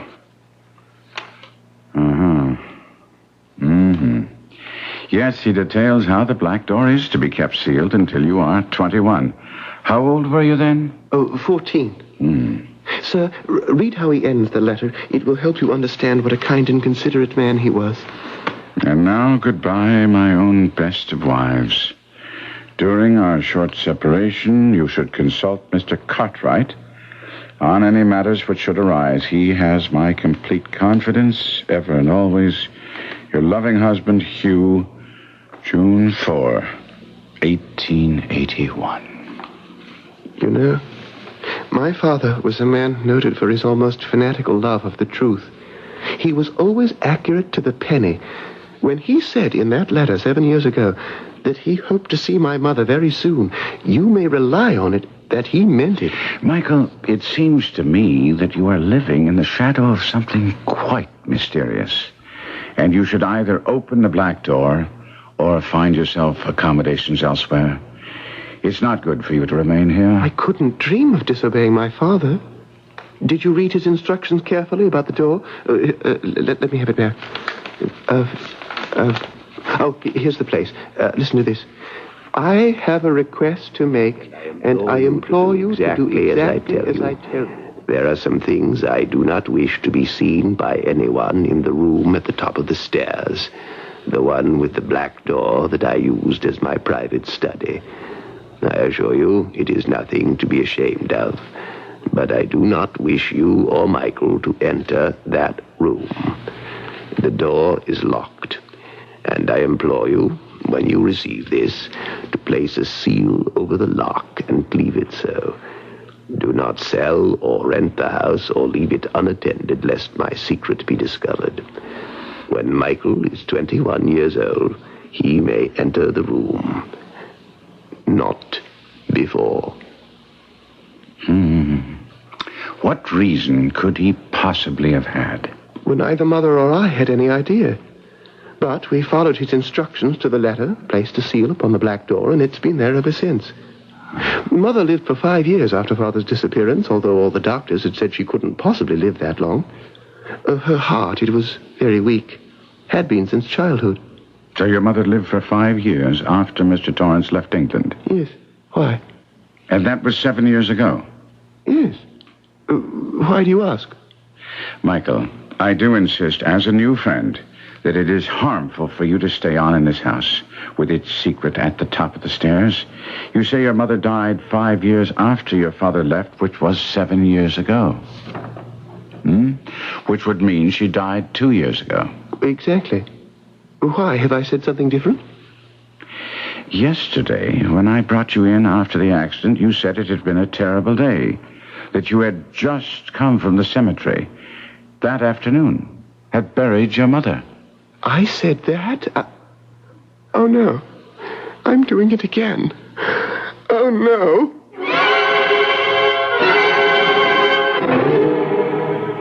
I'm no doctor or psychologist whatsoever, but I do know that to extend the hand of friendship when it is needed can be the best medicine there is. I reassured Michael that anyone could have lapses of memory and that the emotional strain he was under could even alter the fact of time in his mind. I took him to my club for dinner, and we strolled back to his house along the Chelsea embankment. No, that house has no happy memories for me. After Father left, Mother and I were gradually compelled to sell the furniture, dismiss the servants, and, well, as you saw, I'm living alone in one single room. But there is a bright side. What's that? If I can only hang on, in a little over 2 months, I shall be 21.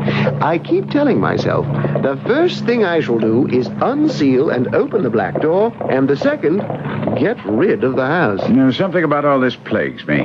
Why did your father remain out of the country once the investments he advised others to make recovered? Well, he must be dead. Why?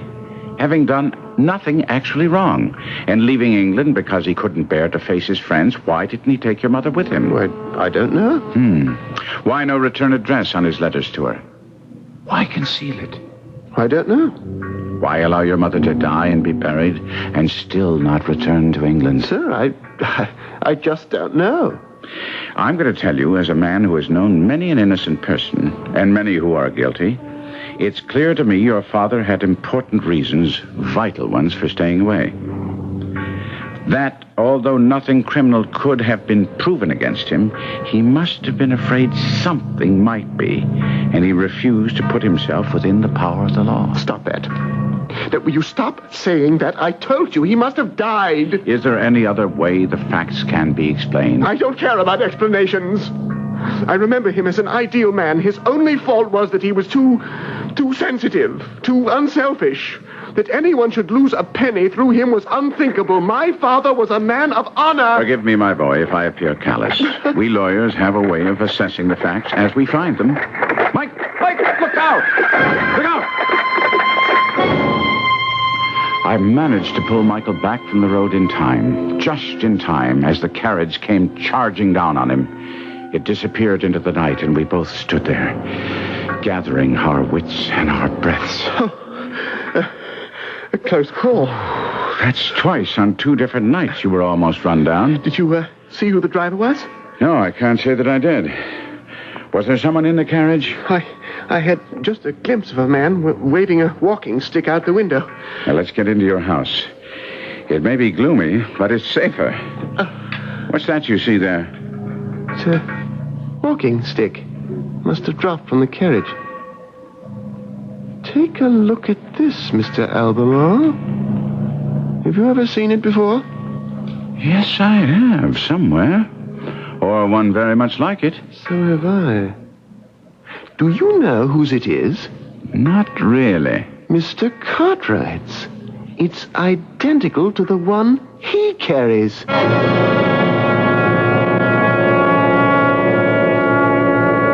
I saw less and less of young Michael Torrance as the days and weeks went on. He had no more lapses of memory or alteration of dates, and seemed quite cheery at the prospect of his approaching birthday. And then one day I was in my law offices in Lincoln's Inn Fields when someone knocked at my door with a cane.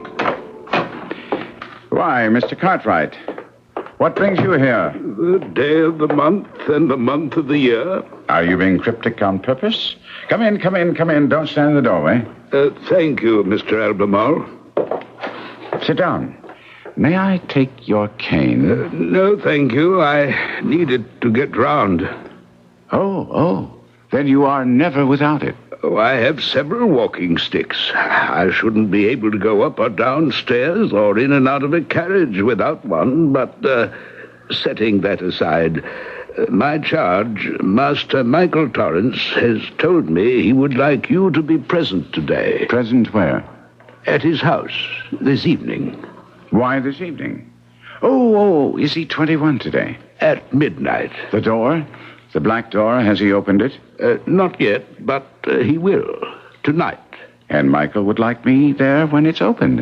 Yes, it is his wish also. Actually, it was I who persuaded him to ask you.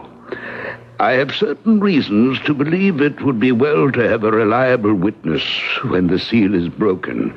And since you are a lawyer and already acquainted with the facts of the situation, may we count on you? Most certainly. Mr. Cartwright? Yes? I seem to remember your last visit here. You were warning me to stay out of this affair. Well, I was afraid you might be one of those who tried to take advantage of Master Michael. Others have tried. I had similar suspicions about you, Mr. Cartwright. I know. The walking stick he found in the street. Master Michael told me it was not mine. Sometimes what we think is evil intent is nothing more than coincidence. I wish all things evil were mere coincidence, but I'm afraid not. Be good enough to hand me my cane, will you?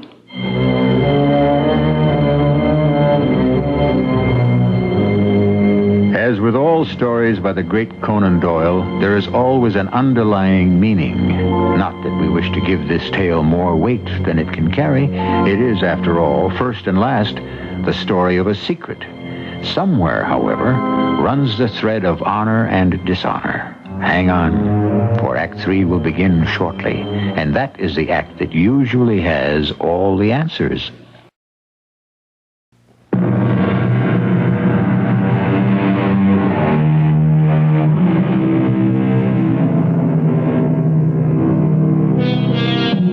Let us set the scene. Lawyer John Albemarle arrives at the Torrance mansion a little after 9. Michael, about to turn 21, is quiet and afraid.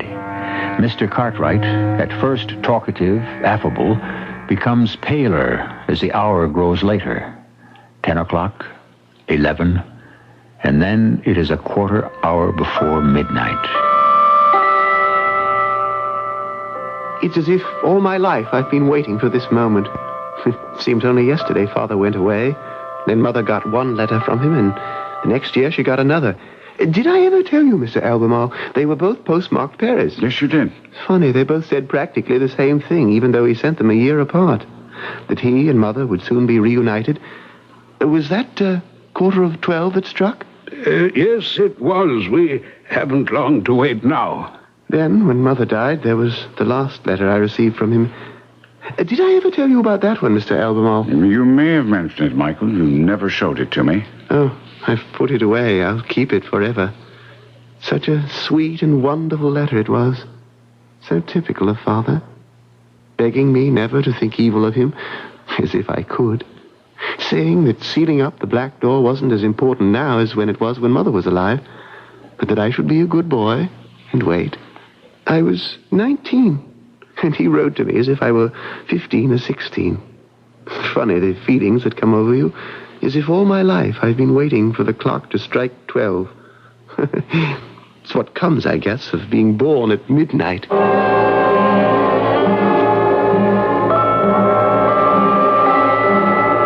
The clock began to strike 12, and there we were, on the threshold of unlocking the door and the mystery. Cartwright led the way up the stairs, an oil lamp in one hand, his cane in the other. I followed him, and behind me came Michael. We reached the last landing. There was the black door with its seal directly in front of us.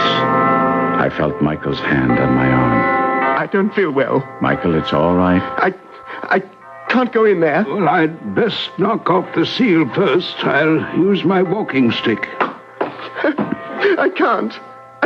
Suppose Cartwright goes in first. He has the lamp. I'll follow him, and then you, Michael. What say?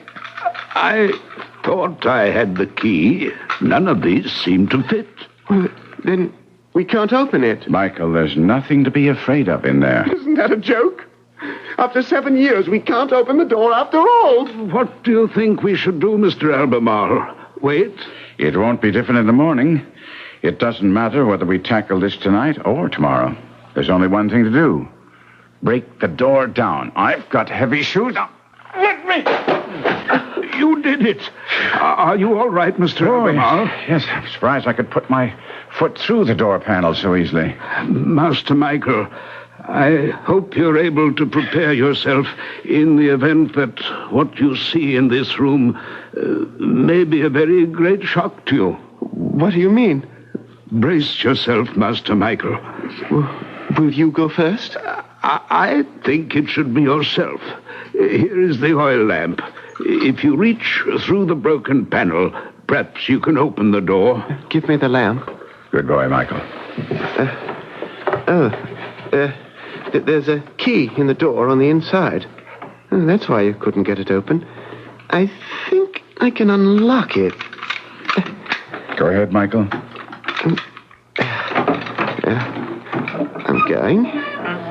I'm going.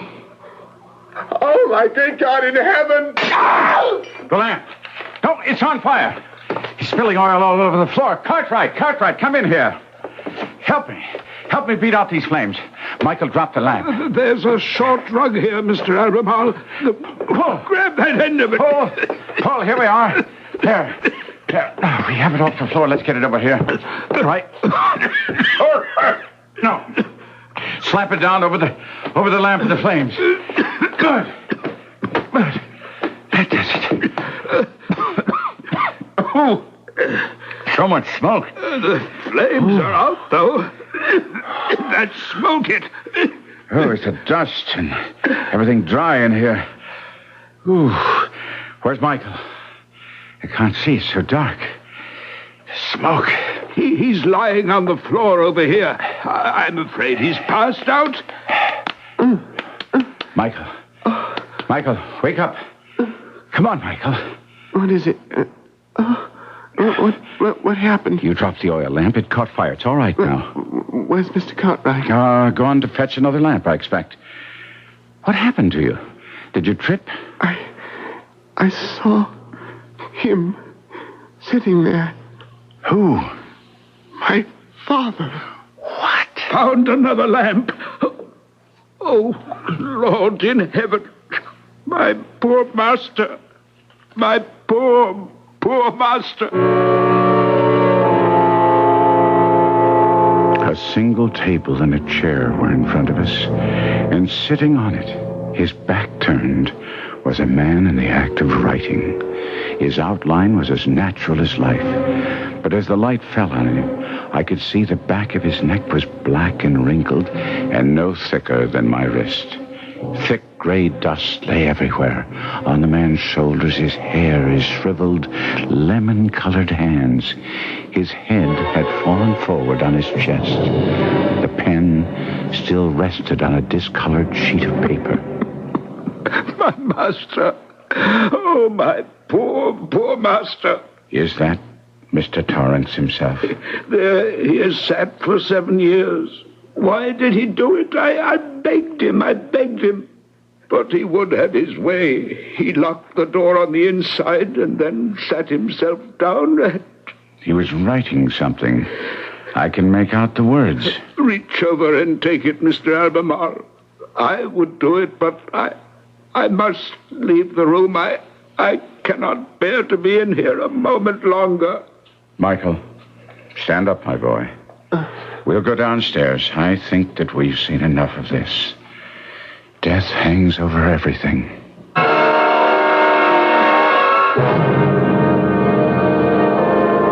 My father. It was he in that room, sitting dead in that chair. You knew he was there, Cartwright. You've known it all along. Yes, I knew it, Master Michael, but you must believe me. I have acted for the best all along. It's hard for me to accept. For 7 years you've known my father was dead behind that black door. You never said a word to my mother or myself. Well, how could I say anything? Oh, don't be harsh with me, Master Michael. Make allowances for a man who has had a hard part to play. Oh, my head is swimming. I can't grasp it. Those letters to my mother and myself, they were forgeries? Oh, no. Your father wrote every word. And he addressed them and left them in my keeping to be posted. Oh, believe me, I followed his instructions to the very letter. He was my master, and I obeyed him. I've calmed down some, Mr. Cartwright. It's all right. Now, please, tell us about it. I can stand it. It was in this very room, Master Michael. You remember this used to be the morning room. 7 years ago it was, and he called me in here. Your father did. Cartwright, I'm sure you're aware this is a period of great trouble for me. There's no help for it. A great many people, even some who had few savings, are losing everything because of me. Well, it's not your fault entirely, Mr. Torrance. It is my fault entirely. Every person I advise knows I've betrayed them. Oh, no, sir. Cartwright, you see before you a man who deserves no place among the living. But you're too hard upon yourself. Dishonor and betrayal. What is there left for me? What do you mean, sir? I shall tell you. To leave this world, it's not as easy as one would wish. What I tell you now is in secret confidence, Cartwright. You have my word. The finest doctors I could find here in London have told me that my wife's heart could fail her with the slightest shock. How can I do away with myself, then? You must not, sir. There's the answer. I have made up my mind. Now listen. My wife has been given a few months to live at most. I shall write 2 letters.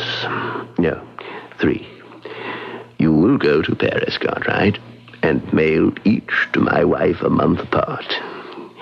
Then, on that unhappy day, when she passes away, you will mail a 3rd letter, which I shall address to my son. In that way, I will be thought still alive. I shall go up to my study now. Mr. Torrance, I beg you, think again. For the sake of all those you love, for those who love you. Please. Please. No more. Pray for me, Cartwright.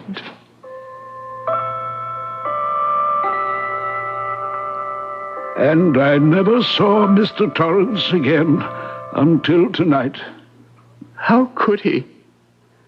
How could he? The sheer deceit in those letters to my mother. We shall meet again soon. His words, making her think he was coming back. Oh, no, Master Michael, you don't understand at all. Your father believed your mother had only weeks to live. He meant what he wrote. He was certain she would die very shortly. The doctors had said so. And then they would be reunited in death. Don't you see? But your mother lived on for 5 whole years. I had only 2 letters addressed to her to send. Michael, how could Mr. Cartwright do otherwise? He promised your father and sent the 2 letters. He gave his word. And then 2 years ago, he sent your father's letter to you. I see it all now, but it seems so useless, his death, so wasted. Well, how could your father have known? Michael, I beg you to forgive me for keeping his secret. I meant no harm.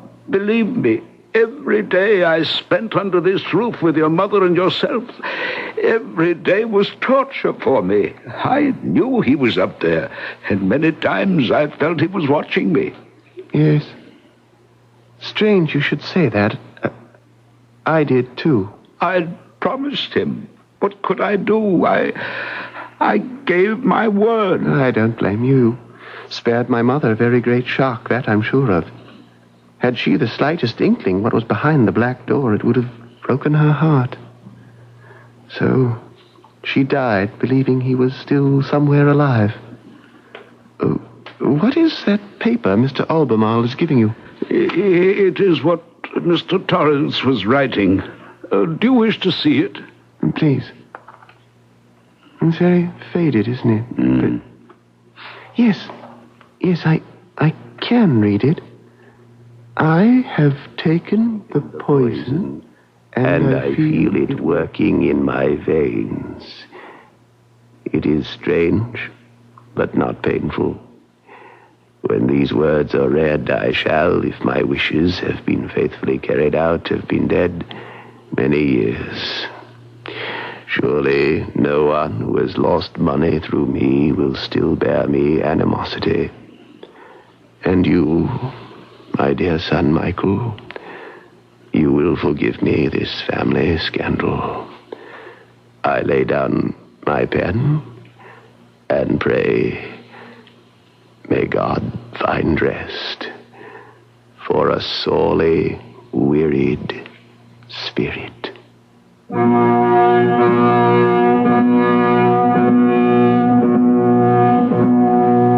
Conan Doyle's tale of the secret behind the black door recalls for us many elements of truth. In a number of lands, a man will place his reputation before his life, paying the supreme penalty as a matter of honor. As the saying goes, death before dishonor. To us, here today, life is so precious and valuable, it would be hard for us to do the same. Or would it? I shall be back to give you my opinion shortly.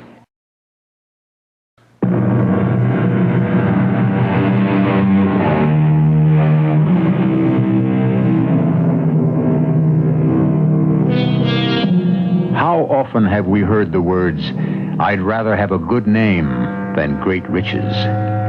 That bubble reputation, the bard called it. All of us seek it. Why is it so important? The only way I can answer it is by turning the question around.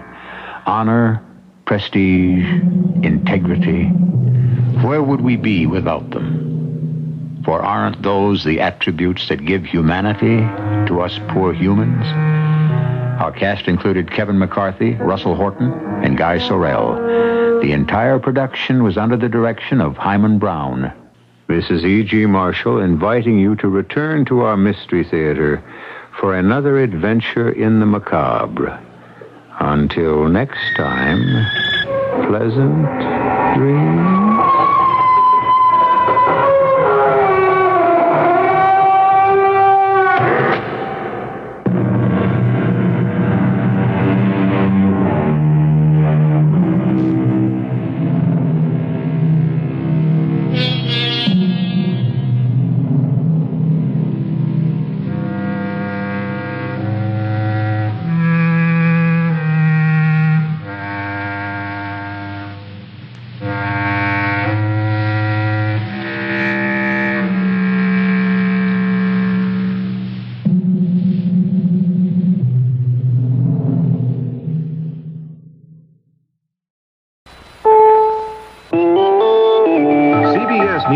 President Carter continues his trip to Texas with a speech to fellow Democrats in Houston Friday night.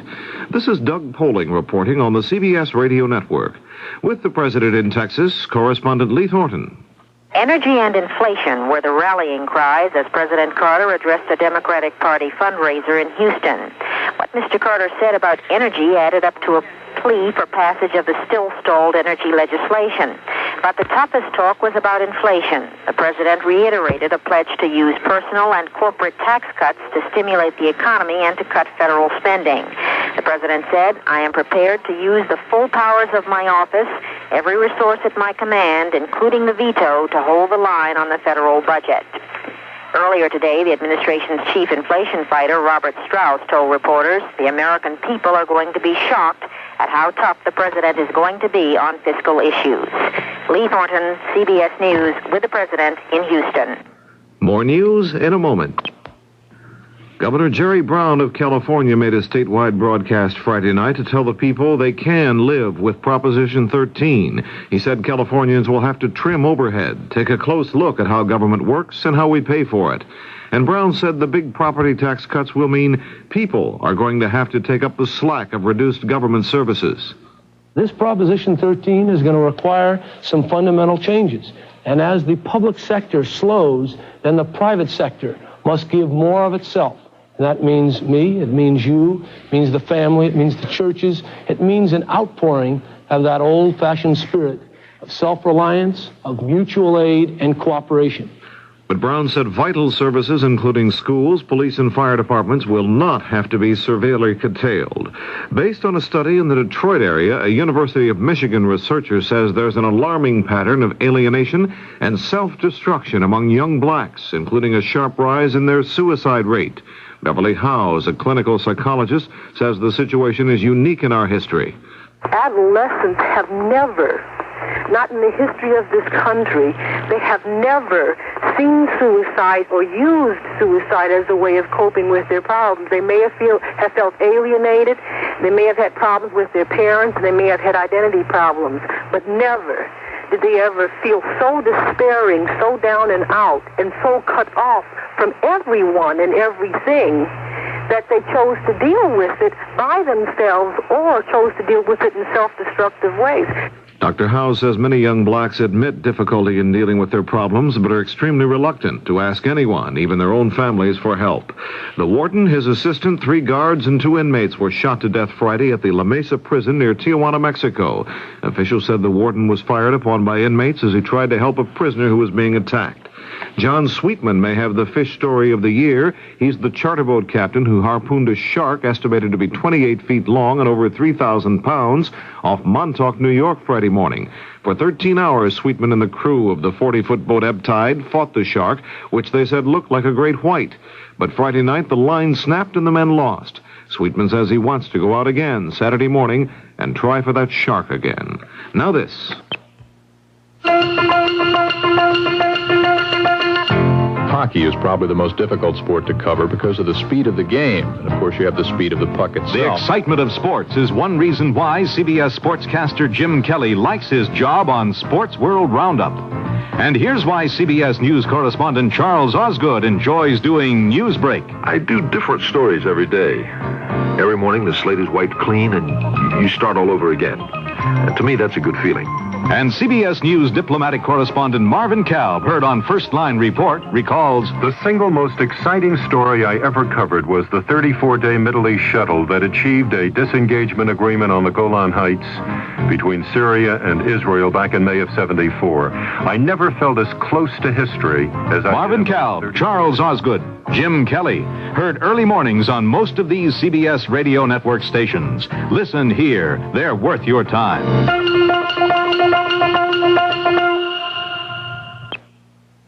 The Federal Election Commission has filed suit against Ronald Reagan's 1976 presidential campaign committee, charging that it failed to file required reports on about 40% of the people who contributed more than $100. The commission asked the court to fine the Reagan campaign committee $5,000 and to force it to comply with the law. This is Doug Poling, CBS News.